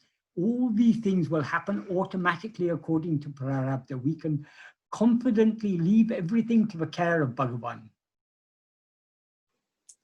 Maybe the Bhagavan making me to tell through me telling to give an idea, so he can decide because the will, but at the end is the prarabdha. At the beginning and at the end and at the middle, it's all prarabdha. Whatever. So that is, Bhagavan said, when we're traveling on the train, we know the train is carrying all the burden. So we don't have to carry our small luggage on our head. We put the luggage aside, leave it to the train. The train will take care of everything. So the train in this analogy is Bhagavan. He's taking care of everything. So what disease we are to get, what medicine we are to get, or all these things, it's all determined by prarabdha. Sometimes we may go to a doctor, get the medicine, be very happy, oh, I've got a medicine, but it may turn out to be the wrong medicine. It may create more trouble than the original disease. So everything is, nothing is in our hands. It's all according to destiny. Sure, when we are sick, we don't like to be sick. So we like to get better. We have desire to get better. So because of our desire, we run after doctors and medicines. If it's our destiny, we will get appropriate treatment and we'll recover. If it's not our destiny, however many doctors we go to, we still suffer. So everything, the more we understand that all is happening according to prarabdha, the more we are freed from the burden of responsibility. Whatever is, that doesn't mean that we have to sit there and not go to any doctor. If it's our destiny to go to doctor, we'll be made to go to doctor. So let us leave everything to Bhagavan. We can confidently take the luggage off our head, put it aside, and travel comfortably. But if we prefer, we can carry the luggage on our head and suffer, but that's up to us. But Bhagavan says if we're wise, we put aside the luggage and travel at ease. So Bhagavan's path is a part. Bhagavan is inviting us to leave the entire burden on him. He says, however much burden we place on God, he will bear all of it. So if we understand that, that's such a great relief for us. We are relieved of the burden of responsibility for all these things. But whatever is to happen will still happen. Whether we feel I am responsible for all these things I have to do or not, everything is going to happen as it's destined to happen. The thing is, if we leave it all to his will, our will is not interfering. But if we are not ready to surrender ourselves, we're constantly, our likes and dislikes are constantly interfering. They won't bring about any change, but they'll cause us to do so many actions which will create more fruit and more karma vasanas, and we are perpetuating the bondage. If we want to be free of this bondage, we have to surrender everything. And the most effective way to surrender is to turn our attention within, because by turning our attention within, the rising of this ego this ego, instead of rising, subsides. That is the real state of surrender.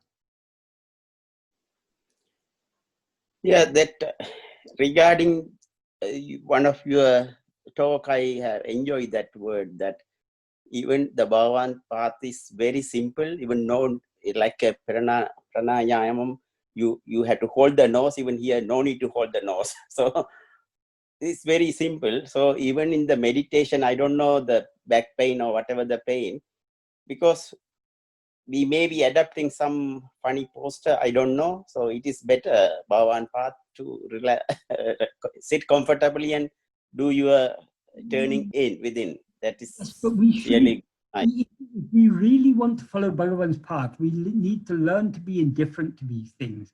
Sometimes pains come without any particular cause. The thing is, if we're intent on turning within, the pain, we are able to experience pain only when we attend to it. If we turn our entire attention within, we will not even be aware of the pain. Yeah, yes. Okay. Thank you very much, Michael. Okay. And Bhavani? Hi, Michael. Yes, you wanted to, you had your hand raised. Yeah. Again, this question may sound redundant, but I'm relatively new to Bhagwan's teaching, and though I once visited Tiruvannamalai, but that was more like just like visiting other temple. But now, after I have discovered your YouTube channel and Vasundhara's, and I really learn more. But the more I learn, it is earlier it was like there was some motivation to do things say to take care of the health, to be very ambitious at work and something. But now if you really think of this way, I don't understand where is the motivation. Or just do your duty without any attachment and just leave the result, or how do I take things? For example, taking care of kids also, or just do the duty and leave the result up to him, or how can you please explain in simple terms? Okay, if you're a mother with children, Yeah. it is natural for a mother to take care of children. So we don't have to give much thought to these things. We automatically, we will be driven to do whatever is appropriate. It is your destiny, that is the destiny of the person you seem to be now, to have children. It's the destiny of those children to have you as a mother. In that role, that role will go on according to destiny. That is, Bhagavan said in a note he wrote to his mother, Abaraba prarabdha prakaram adakanavan angangirandu atavipan. That is, according to the prarabdha of each person, he who is for that means God, angangirandu means being there, that means being in each place, being in the heart of each person, Atavipan. Atavipan means we'll make them dance, make them act. So we will be made to act according to our prarabdha. So if we are a parent, naturally the normal destiny of a parent is to take care of the children until they grow up, and then eventually they'll leave home and they'll go their own way.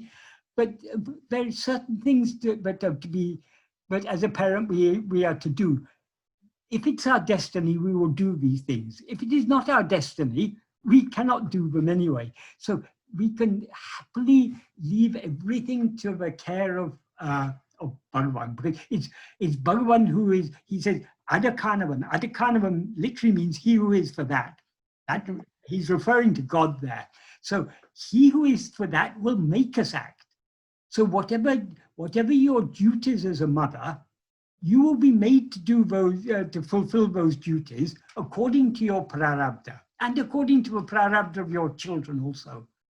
So we don't have to concern ourselves with these things. If we are intent on surrendering ourselves to Bhagavan, he will make our body, speech, and mind do everything that are necessary according to their prarabdha.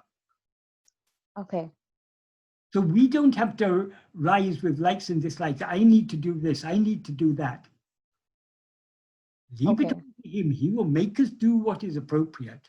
The more we follow Bhagavan's path of self-investigation and self-surrender, the more ego is subsiding. The more ego is subsiding, the more everything will go on perfectly without any interference. Whereas if we rise as ego with likes and dislikes, my children should be like this, they should have such and such a career, we'll have all sorts of ambitions and everything, and we'll be disappointed because invariably the children turn out differently to how we expect. So why should we have all that heartache? Just do let us do as we are prompted to do by prarabdha, and leave the rest to him. Let the children turn out, they have their own destiny. They may turn out quite differently to how we would have wanted. That is not our concern. We have done what we had to do according to prarabdha. The rest is for Bhagavan to take care of them. Okay. Thank you. Sanjay, you have a question? It's not a very deep question. In the path of Sri Ramana, Sadhuvam writes that in certain cases, God had changed the destiny of certain of the devotees. So I was just curious whether it really happened or it's just for a story's sake they say about these things. Because people ask questions, is it possible for God to change prarabdha? Since God has allotted prarabdha, obviously it's possible for God to change prarabdha. So there may be stories that illustrate this. What Sadhuam is emphasizing there is, since the prarabdha is ordained by God, why should we want God to change our prarabdha? He has ordained the prarabdha for our own good. He knows what is best. So even to think of in terms of changing the prarabdha, firstly, we cannot know whether our prarabdha has been changed or not, because we can only know what happened. So whether that was our original prarabdha or changed prarabdha, we don't know. So we may think, well, oh, I prayed to God, and so God averted this difficulty, so God changed my prarabdha. But even if we hadn't prayed to God, He may have averted it anyway. So the basic principle of Bhagavan teaching is what is destined to happen will happen. What is destined not to happen will not happen. That is the fundamental principle. There may be exceptions where God changes, but that we shouldn't concern ourselves with exceptions. The general rule is what Bhagavan has emphasized in that note to his mother. And that is all that should concern us. If we're thinking about whether God can, why should we be concerned about God changing prarabdha or not? If we understand that the prarabdha He's ordained for us is what is best for us, we wouldn't even be concerned about whether He will change our prarabdha or can change our prarabdha. Of course He can change it. Why would He change it? When He is all-knowing, all-loving, and all-powerful, He has ordained the prarabdha which He knows is best for us. So let us just surrender to Him and accept whatever happens according to prarabdha as His sweet will. Agreed. Agreed, sir. Thank you. Yes, Jan? Hello, Michael. Hello, yes. I have a question about the self-investigation. It seems that the strength of self-investigation depends on how real we take the world to be. So if it's real, then naturally there are desires towards objects in the world. And so it's not really a question, just maybe a little discussion about this. What do you think about it? Yes. So long as we take the world to be real, we will have desires and attachments. So long as we have desires and attachments, they will draw our attention out away from ourselves. So it will seem to us that turning our attention within is difficult. That is because we're unwilling to turn our attention within. So Bhagavan often used to say, Bhakti is the mother of jnana. Bhakti means love. And jnana means the true knowledge. So only if we have true love to turn our attention within will we do so. The flip side of bhakti is vairagya. Bhakti and vairagya always go hand in hand. To the extent that we have love to turn within, to that extent, will we be free of desires for other things. So the more we practice the path of self-investigation, the more our bhakti will increase, our bhakti and vairagya will increase. That is, we'll have more love just to be as we actually are, and more, and we have the strength of our desires and attachments for other things will be reduced. And of course, why Bhagavan taught us that the world is unreal, that the world is just a dream, as an aid to help us to give up our desires and attachments. So long as we take the world to be real, we will inevitably have desires and attachments. Yes, it seems very logical, yes.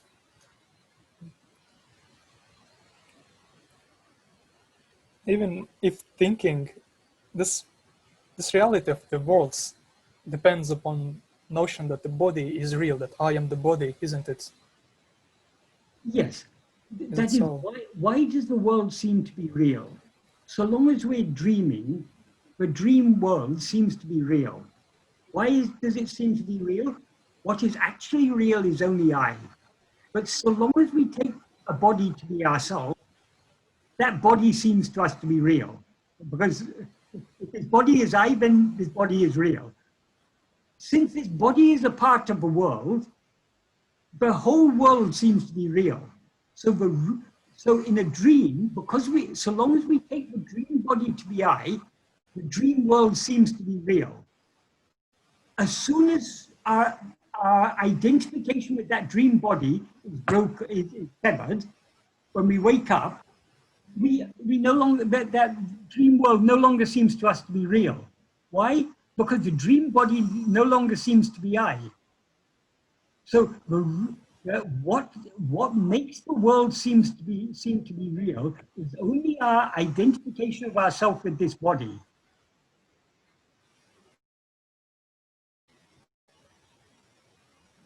Body is not really, even if thought like thought analytical, because when it was a baby at one time, then grow up small, and it always changes also. Yes. So it's ideal. Like it's all depends on thoughts, not on like physical body.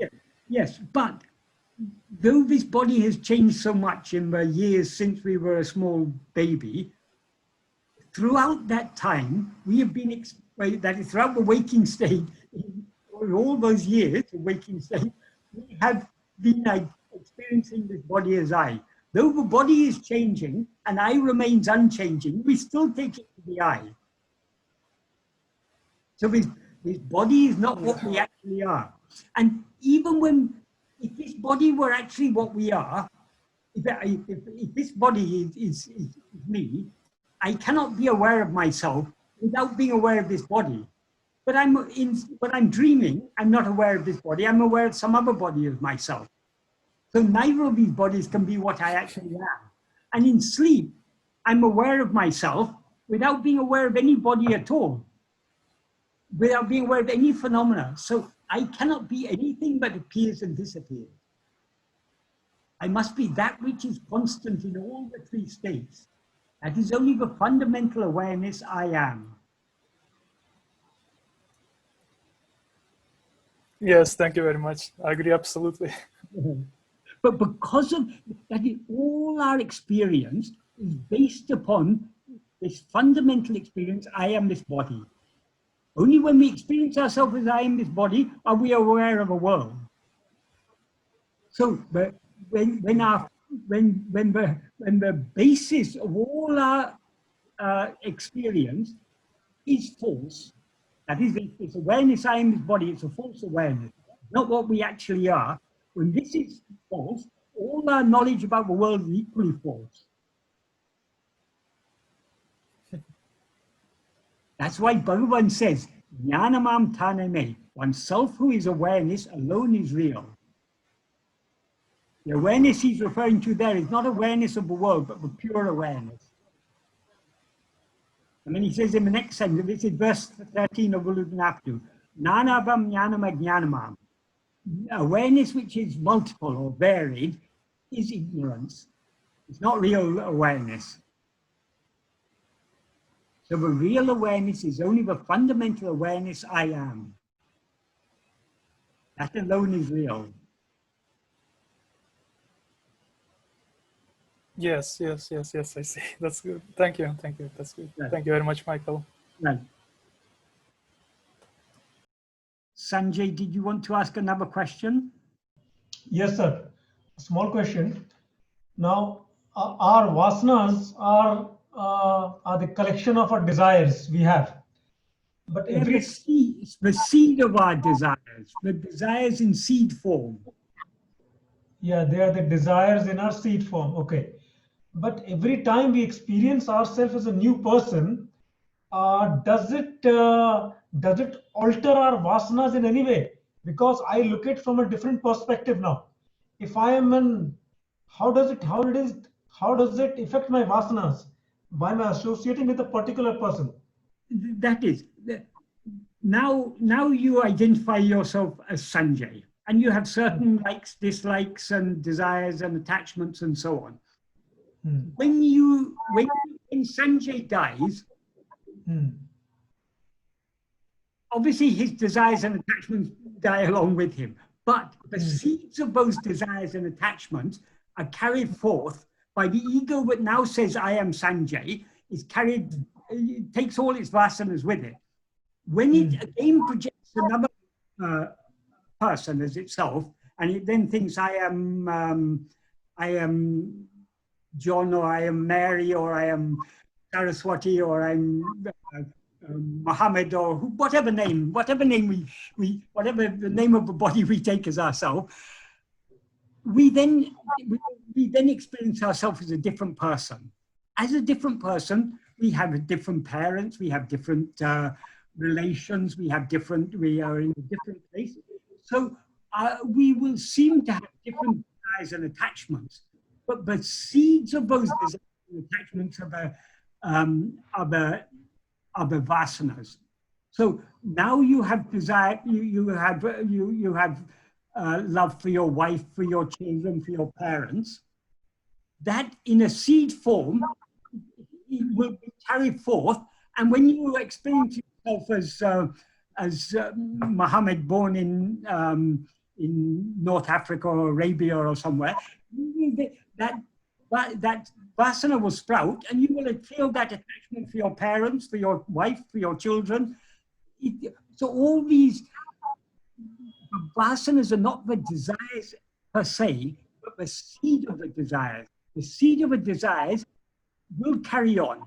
It may manifest in a different way. Now you are accustomed to a certain sort of diet. You like a certain sort of diet according to the culture in which you're born. If you're born in a different culture, you'll have a liking for a different type of diet. But the manifest form of the desire is different, but the seed of the desire is the same. So suppose if I'm desiring a car now, a huge car, if I die and if I'm born a poor man, if I'm born a pauper, so that the desire for the car will still be there. That a huge car, something like that. Yes. It may not be. It may not take the form of a. Now you may want because you've got money now. You may have a car and you want a better car. Yes. When you're born as a poor person, you may desire to have a bicycle. The the object of the desire seems to be different, but it's still you have that liking to have a faster mode of transport. Yes. So according to the person, it slightly modifies, but the seed remains the same. The seed remains the same. Yes. Thank you, sir. So that is, we have to understand vasanas are likes and dislikes in their seed form.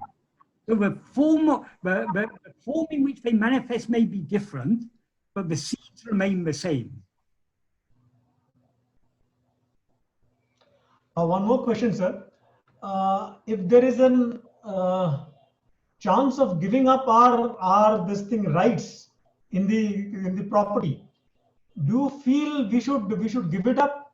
Because if there is a struggle between the cousins, and if they're demanding something which is unjust, so should I this thing fight for my rights, or just give it up if they're demanding something unjust? What is required is that we don't have desire for things. If it's your destiny to fight for your rights, you will fight for your rights. You may feel your destiny may prompt you to feel that for the sake of your children or for the sake of your family, you have to fight for certain rights. Yes. And if it is your destiny to be involved in court cases against your cousins or whatever, that will happen. But inwardly, you be free of desire for these things. Yes. So the outward actions will go on according to prarabdha. It's what we need not be concerned about the actions. We need to be concerned about what is driving. What are the desires that are driving me to do this action? We don't even have to analyze that much. If we surrender ourselves, that means we don't rise as ego. By not rising as ego, our desires and attachments are not coming into play. So whatever actions are done by our body, speech, and mind are according to prarabdha. If we don't surrender, we rise as ego, we will definitely, our dislikes will come into play. And we'll feel, oh, these cousins are cheating me, this isn't fair. We'll feel resentment, we'll feel all sorts of things. But what is the root of all that resentment, of all that feeling of injustice? It is our rising as ego. So if we, that's why Bhagavan focuses only on the root. Likes and dislikes, desires and attachments are for whom? For me, for this ego. So if we turn our attention back within and thereby prevent the, that is, curb the rising of ego, to the extent that we curb the rising of ego, we are thereby curbing all our desires and attachments. So we will then be unaffected by, it may be the destiny of the body and mind to be engaged in litigation about this or that, but we will not be affected by the we will not be affected by the outcome. We lose our litigation and have to pay all the fees, our opponent's fees and everything. We will not be affected by that because we are not rising as ego. The whole problem is, even the vasanas are not a problem. The root of the vasanas is what? Ego. Ego is the problem. So long as we rise as ego, vasanas will come into play. To the extent to which we investigate and surrender ourselves, to that extent ego will subside, and to that extent its desires and attachments will be weakened. So whatever is to come to me will come to me. Yes. If they're asking something unjust, and if I say, okay, if you ask it unjust, you please take it. But if it is to come to me, it will come to me. It will come to you. Yes. Yes. I believe that is a better attitude to leave it on them, because I don't want to fight. Yes. They are being unjust. So I say, okay, I'm leaving everything on you. I don't need anything. Whatever you feel, you just give it to me. But what is to me will automatically come to me. So it's better to have that attitude, I believe. Yes. It certainly is better to have that attitude, definitely. But supposing it is your destiny to fight a court case, then you will be driven to do so, even though you don't want to. Something will prompt you. Your family members will prompt you, or something within will prompt you. You'll feel, oh no, this injustice, I have to fight for this. Your body, speech, and mind cannot avoid doing those actions which they are destined to do. But that need not concern us. Bhagavan says in that 13th paragraph of Nana, Bhagavan says,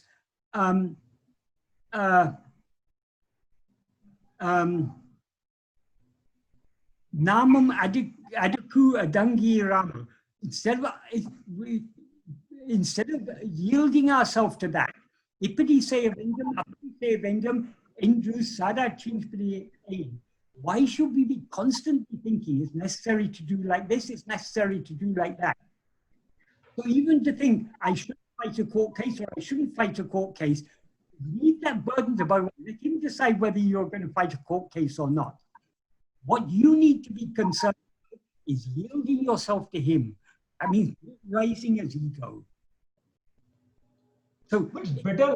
The practice Bhagavan has taught us is a practice of turning within and letting go of all these outward things. If we turn within and let go of these outward things, then automatically whatever actions body, speech, and mind do is according to prarabdha. But if we rise as ego, with all our likes and dislikes, we'll be trying to achieve this or that, or we'll be affected by the outcome of things. If we subside, whatever may be the outcome will not affect us. Whether we win the case or lose the case, whether we decide just to drop it or to continue, it will not affect us. What I'm trying to say is, Bhagavan has greatly simplified things by just asking us to focus on self-investigation and self-surrender. We do not need to concern ourselves about whether we should act like this or act like that. That will be taken care of by prarabdha. that I agree, sir. What I'm trying to say is, it's better not to hold on to things than to hold on to things consciously. That's what I'm saying. Always letting go of things is better. So if they Pleasure. If they want something extra, I say, please take it. If it is my destiny, it will come to me. That's what I was saying. I was just trying to respond to them. That is definitely true. That is definitely true. Because I have to respond to them, sir. They are asking something unjust, which is not within the right. So it's better to say, okay, if you feel this is right, please take it. Yeah. Sure. There is a Tirukkural verse that Bhagavan often used to quote. Yadilin, Ningina Nodal, Adlin, Ilan. That means from whatever thing we let go of, we're free from the trouble of that thing.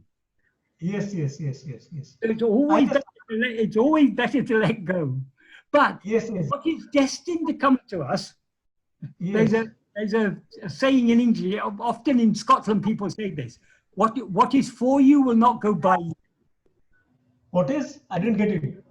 What is for you will not go by you. That's okay. Way to say, what is destined to come to you will not go past you. It will come to you. It will come to you. That was what I was speaking. That was what my concern was. You see, if it is to come to me, let them have their say. Whatever they want. You see, I don't want to fight. I don't want to fight. They're being unjust. So instead of holding it, say, okay, please take it. Yes. They want to give me something, but not my fair share. Yeah. Okay. Whatever you want to give it, please give it. Fine. Yeah. We cannot get one thing, but as Bhagavan said, what is not to happen will not happen. What is to happen, what is not to happen, what is never to happen will not happen, however much effort we make. What is to happen will not stop, however much obstacle we make. So what is destined, that will happen. So if that property is destined, if any of that property is destined to come to you, it will come to you. If it's destined to leave you, it will leave you. So we need not concern ourselves about these things. But what is important is that inwardly you let go. If you outwardly let go also, that's according to Prarabdha. But it's always the inward thing we have to be watching. So we should be free of that desire and attachment. If we are free of desire and attachment and don't rise as ego, whatever is destined to happen will happen. Thank you, sir. Outward renunciation is relatively easy. But for example, you can say, okay, I don't want to fight a case with these cousins, let them take whatever they want to take. But inwardly, you can still be thinking, oh, it's unfair, but they got an unfair share, I got less. The problem is not the outward thing, the problem is the inward thing. So long as you feel, I have renounced in their favor, I have given it up. So long as that feeling is there, you haven't properly renounced. True renunciation, that state in which there's not even, an I doesn't even rise to say, I have renounced. So we always have to be going deeper and deeper and deeper. Got it, sir. Got it, sir. Thank you. Right. Thank you, sir. Thank you very much. Sujan? Michael ji, are you hearing me? Yes, I'm hearing you. Michael ji, namaskarams. This is my first question. Okay, my question is not related to teaching, but your plan regarding translations. Your published version, Guruvachaka Kovai, is considered as a work still in progress. Yes. So I am asking you whether you have a future plan to publish, new version of all the verses. And another thing, my long time question: do you have any plan to write a biography on Bhagwan? These are my questions. Thank you. Well, my plans don't matter. Bhagavan's plans matter. Only what Bhagavan plans will happen. I would very much like to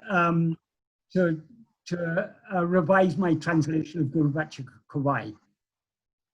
But seeing my workload, seeing the constant work that is coming to me, it will be a major project for me to revise the whole translation. So I think it appears unlikely, but it will happen. That's why nowadays I focus more on Bhagavan's original works, because they are relatively few in number. As far as writing a biography is concerned, no, well, if Bhagavan, it's the destiny of his body and mind to write a biography, it will happen. So if it's Bhagavan's plan, it will happen. But I very much doubt that it will ever happen, because I personally am not interested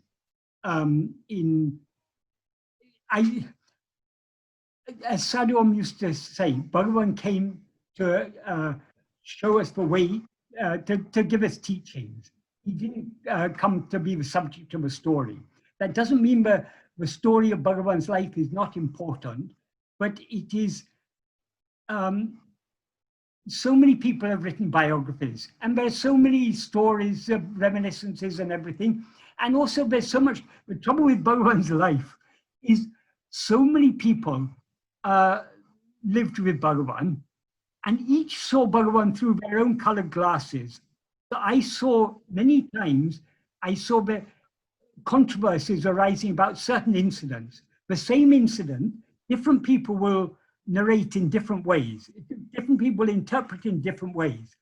And if you hear from one, I mean, it's less now, because now most of the old devotees who were present in Bhagavan's lifetime, most of them have passed on. There are very few remaining. But back in the 1970s, when I was first in Tiruvannamalai, there were still many, many of the old devotees. And sometimes you'd hear a story from one devotee, but if you mention it to another devotee, they say, oh, no, no, no, it wasn't like that, it wasn't like that, this is a misinterpretation, it didn't happen like that, it happened like this.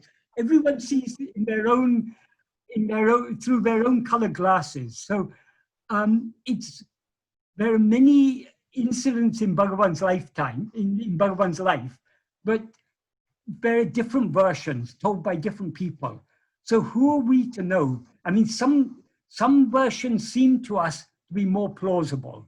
They seem to be, but who are we to know really what is the truth of these things? So there are many stories in Bhagavan's life that are illustrative, and sometimes in the context of talking about his teachings, I will refer to certain incidents in Bhagavan's lifetime because of the teaching that they illustrate.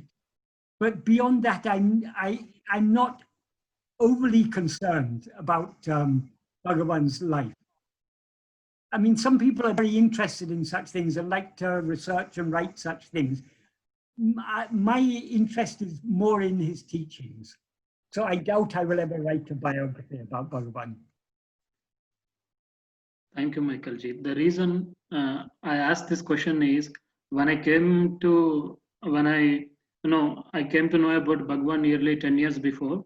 At that time, my favorite book was Sri Ramanashramada Patragalu, Kannada translation of Letters from Sri Ramanashramam by Sri Suri Nagama. Yes. But nearly many years has passed. Nowadays I have not touched that book, only concerning about teachings. Since whatever you write, it is always reliable, it is always good, it is always fantastic. That's why I asked the question regarding Bhagwan's biography. Thank you. Right.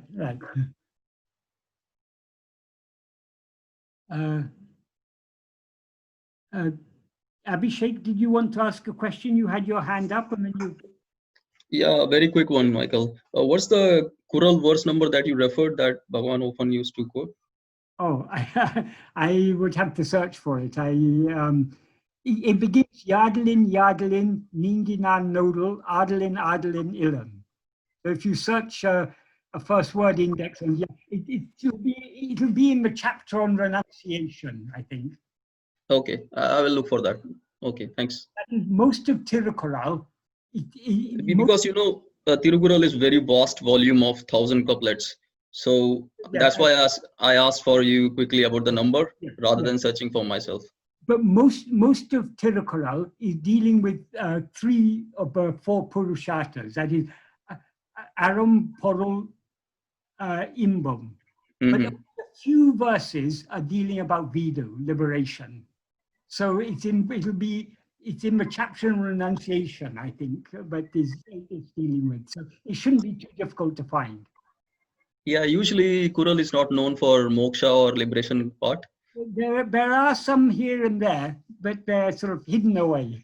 Yeah, it's usually for the mankind ethics kind of a thing rather than metaphysical stuff. So I was interested. That's why to know the number. Yeah, but there are, I mean, there are some verses like this one, Bhagavan, and there's also one about Patratran, that is, be free of attachment, have attachment for he who is free of attachment. There's one that has such a meaning. So there are some verses like that Bhagavan often used to quote because they're particularly relevant for people who are for liberation. Yeah. I mean, again, it's quite a bit surprising for me because he quoting Tayumanuvar or Arunagirinathar, Vallalar, it seems okay. I mean, it makes sense. But quoting from Kural is a little bit, me as a Tamil also, it makes me a little surprising that he's quoting from Kural. There are some verses that are very relevant to the spiritual path. And also some of the other verses, Bhagavan would sometimes quote some of the other verses because they have an allegorical meaning. Like some of the verses about love. Bhagavan sometimes used to quote verses that are ostensibly about worldly love between a man and a woman, but they can also be interpreted in a spiritual way, the love between God and Jiva. Okay, thanks.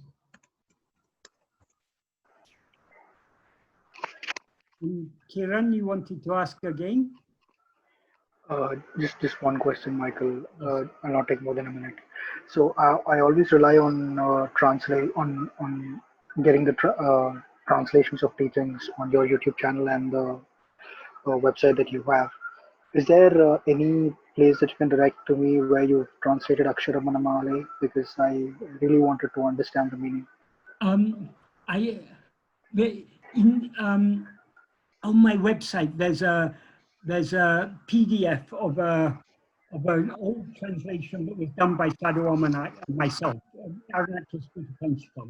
You can find that on my website. Unfortunately, in that book, there are many.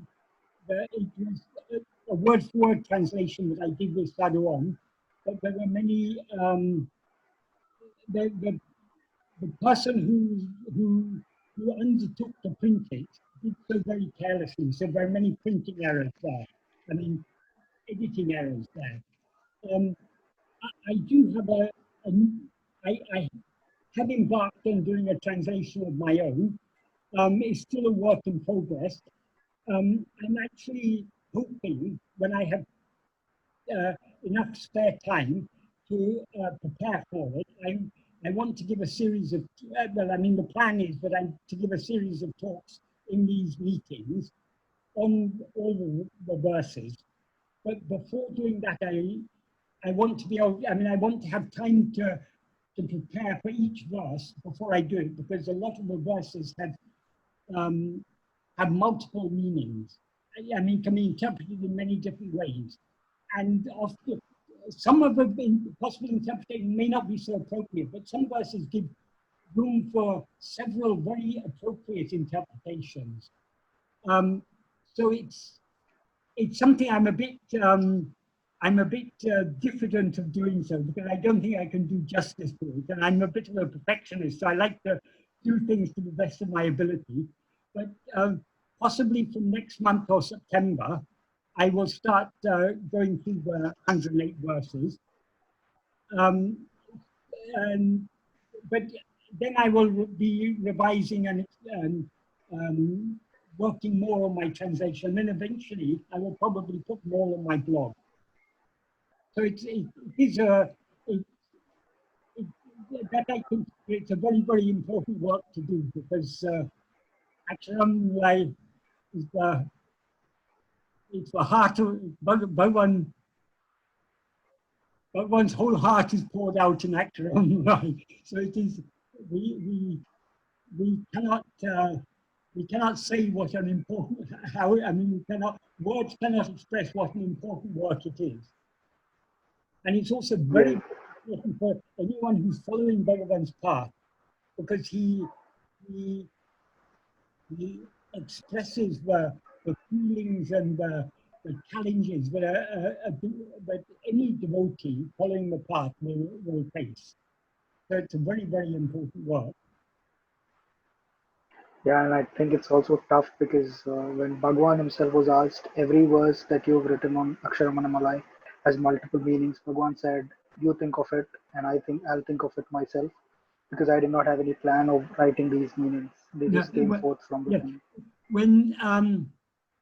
When Murgana was writing his commentary, he came to one verse, but he wasn't satisfied with any of the meanings. He wasn't fully satisfied, and he wanted to know what. So he asked Bhagavan, what was it that you had in mind when you sang this verse? Bhagavan said, the fellow who sang it has gone away long ago. If you want me to give a meaning, I have to break my head to do so. You may as well break your head and give your own meaning. So Bhagavan always declined to give a meaning because he didn't want to limit the meaning. That is, the verses that have multiple meanings, they're meant to have multiple meanings. And in different states of mind, the verses may strike us in different ways. So we can never give an exhaustive list of all the possible meanings and interpretations, because more meanings may come out at some other time. So Bhagavan was very careful to avoid interpreting Akramala in any way. And sometimes when people ask him, Bhagavan, I'm not able to understand these verses. I recite them, but I'm not able to understand them. Bhagavan said, recitation of them is itself the meaning. So he, even to people who weren't fully able to understand them, he still encouraged them to recite them because the words have their own power. Yes, so when you're listening to this song, obviously, even though you don't understand it, sometimes just love comes forth when you just listen to these songs. The words that have come from Bhagavan's hand, it's like it's a power of mantra. The power of the words coming from a sage like Bhagavan. His original words had such a power in them that even if you don't understand the language, they can melt your heart. Yes. Thank you, Michael. The whole purpose of Akshram is to melt completely in the love of Bhagavan. Yeah, thank you so much, Michael. Thank you. Amburi lalipol, amburu vunilene, ambai karitaralaranatsla, Bhagavan sings.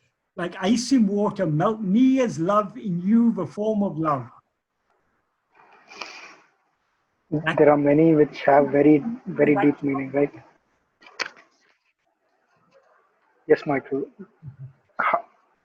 I can't express in words how happy I feel when I listen to this song. Literally. Thank you, Michael. Thank you. If you can get the translation, it will be of great help. Thank you so much. Well, it will all, as and when, and if Bhagavan wants it to happen, it will happen. Sure, all is in his hands. Thank you, Michael. Sanjit? Yes, Michael, can you hear me? Yes. Yes. Why is self-enquiry or self-attention so easy at times that it feels so natural, and at times it's so difficult? Such is the nature of mind. The mind is ever fickle. So sometimes we are willing to yield ourselves and just be calmly, peacefully self-attentive. Sometimes vasanas may arise that are dragging our mind hither and thither. So yeah, it will. Sometimes it will seem very easy. Sometimes it will seem very difficult. But according to Bhagavan, it is always very easy. Any difficulty we feel is entirely created by our own mind. And the mind is, we know, the mind is ever fickle, ever changing. So we shouldn't be perturbed by the fact that sometimes it seems difficult. We have to continue persevering and take advantage of the good times. And even in the bad times, we continue trying to the best of our ability. Perseverance is what is most important. We just have to persevere. Whatever difficulties may seem to arise. To whom do they seem to arise? To me, who am I? In other words, in that way, we have to keep on turning our attention back to ourselves. We shouldn't be perturbed by seeming difficulties. But if we think of it, how can it ever be difficult? We we're always clearly aware I am. The thing is, what makes it seem difficult is our unwillingness to let go of other things. If we were willing to let go of everything else, we could attain it here and now. So the whole problem is our unwillingness. If we were willing to surrender ourselves entirely, the story would be over here and now. We would just let go of everything else and merge back into our source. Oh, okay, Michael, thanks. But by persevering in this path, we are cultivating the willingness. We are strengthening our love just to be as we actually are, and we are weakening all other desires and attachments. We may not be able to always perceive that, but that is what is happening. Every time we choose to turn our attention back towards ourselves, we are taking one step closer to our goal. We are strengthening our love to know ourselves and weakening all other desires and attachments. That's why perseverance is essential. Whatever difficulties we may face, persevere. Yes, Michael. I started self-enquiry a few days back, so I'm new to this. That's right. Yes. Well, even if I started more than 40 years back and it's still the same old story. Sometimes it seems we're not progressing at all. We're, if anything, worse than when we started, but because we can't measure our own progress. But we have to be confident, but Bhagavan has said, all we have to do is to persevere and we will certainly succeed. Okay, man. Thank you. Success is guaranteed. All that is required is perseverance. Yes, Michael. Thank you. And Michael? That was, it's wonderful to have that reassurance that if you persevere, you will succeed. I think that's really, really wonderful. Yeah. I was just going to say, could you explain again why you use self-investigation over self-inquiry? I mean, my preference is actually for self-inquiry, but you know, I guess just a semantic question. Yeah, no, but it's a relevant question. The thing is, the word inquire in English, sometimes the word inquiry is used in the sense of investigation. Sometimes the word inquiry is used in the sense of asking questions. It is in the sense of investigation that Bhagavan used the term. Also, another reason for why I prefer investigation, the term investigation, is you can investigate something. You can't inquire something. You can inquire into something or inquire about something. So somehow, to me, investigate is a much more, when we use it as a verb, because often Bhagavan uses the noun vichara. It comes from a verbal root in Sanskrit, vichar. And in Tamil, the equivalent verb is vichari. Bhagavan often uses the verb vichari. And also, the Tamil equivalent of vichari is nadu. Bhagavan often uses the verb nadu, and the equivalent noun is natum. So I mean, these mean exactly the same as vichara, and they're both used in the sense of investigation. So the trouble is with the word inquiry. For example, if you say inquire, who am I? Many people take that to mean asking a question, who am I? Because inquire can mean asking question. Yeah. Whereas if you say investigate, who am I? It's clearly not a question. It's not about questioning. It's about investigating, about actually looking and trying to find out. That's why I feel that investigation is a more appropriate word. Yeah, but I guess it depends on the person, isn't it? It's personal preference. Yeah. I like inquiry. I don't feel like I'm going to have an answer presented to me. Yeah. I like the inquiry because it's simpler somehow. Investigation I associate with analysis. You know, like when you investigate, a detective investigates a crime, they're analyzing it in it. Whereas inquiry for me is just a very open. It's like, well, it is that question: who actually am I? Who actually am I? It's not looking for a tidy little answer for the mind, but it seems to have a greater simplicity. That's well, if that is more meaningful to you, that's fine. That's fine. Yeah, I don't mind at all, really. It's a personal preference. Yeah.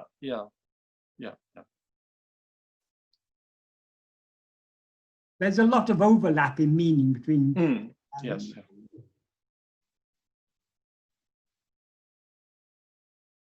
And Francis, you wanted to ask a question? Yes, hello, Michael. Can you hear me? Yes, I can hear you. Hello. My question's about practice. Yes. In one of your YouTube videos, you said that the means is the same as the end, that the means of I am is the same as I am. And that made a lot of sense to me. Yes. It seemed incredibly natural and incredibly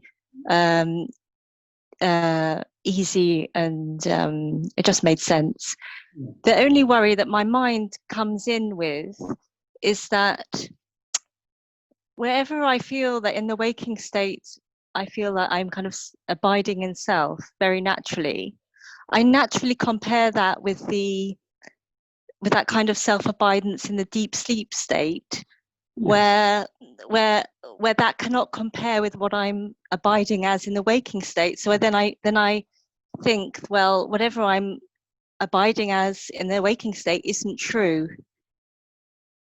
Can you clarify that for me? Okay. First, your point about the path and the goal being the same. Bhagavan often used to say, the nature of the path were different to the nature of the goal. It couldn't lead to the path goal only because it is of the same nature. So the nature of our goal is pure self-awareness, being aware of nothing other than ourselves. That is the state of pure awareness. That is what we are seeking, but that is our real nature. So only by being self-attentive, by withdrawing our attention from all other things and focusing our entire attention on ourselves, can we reach that state of pure self-awareness. Regarding what you say about self-abidance, abidance here means being as we actually are.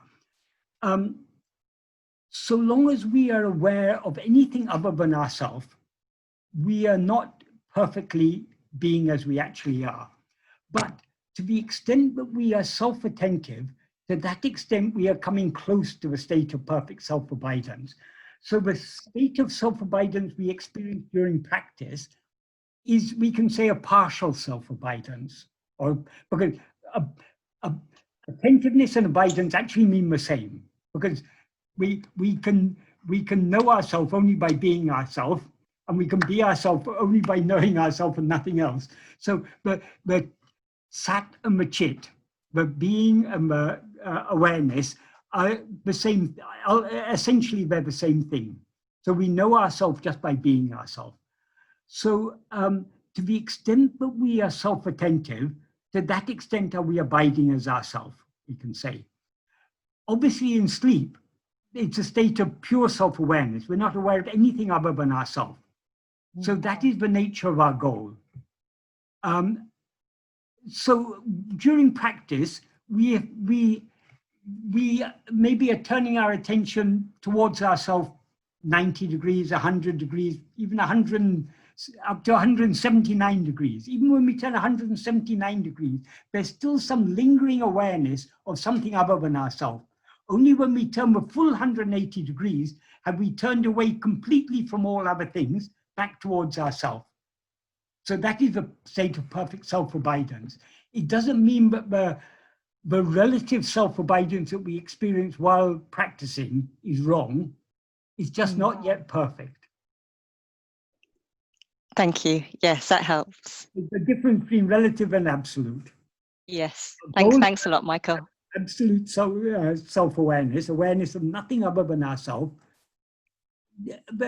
During practice, we achieve that to a greater or lesser extent. Seems impossible sometimes.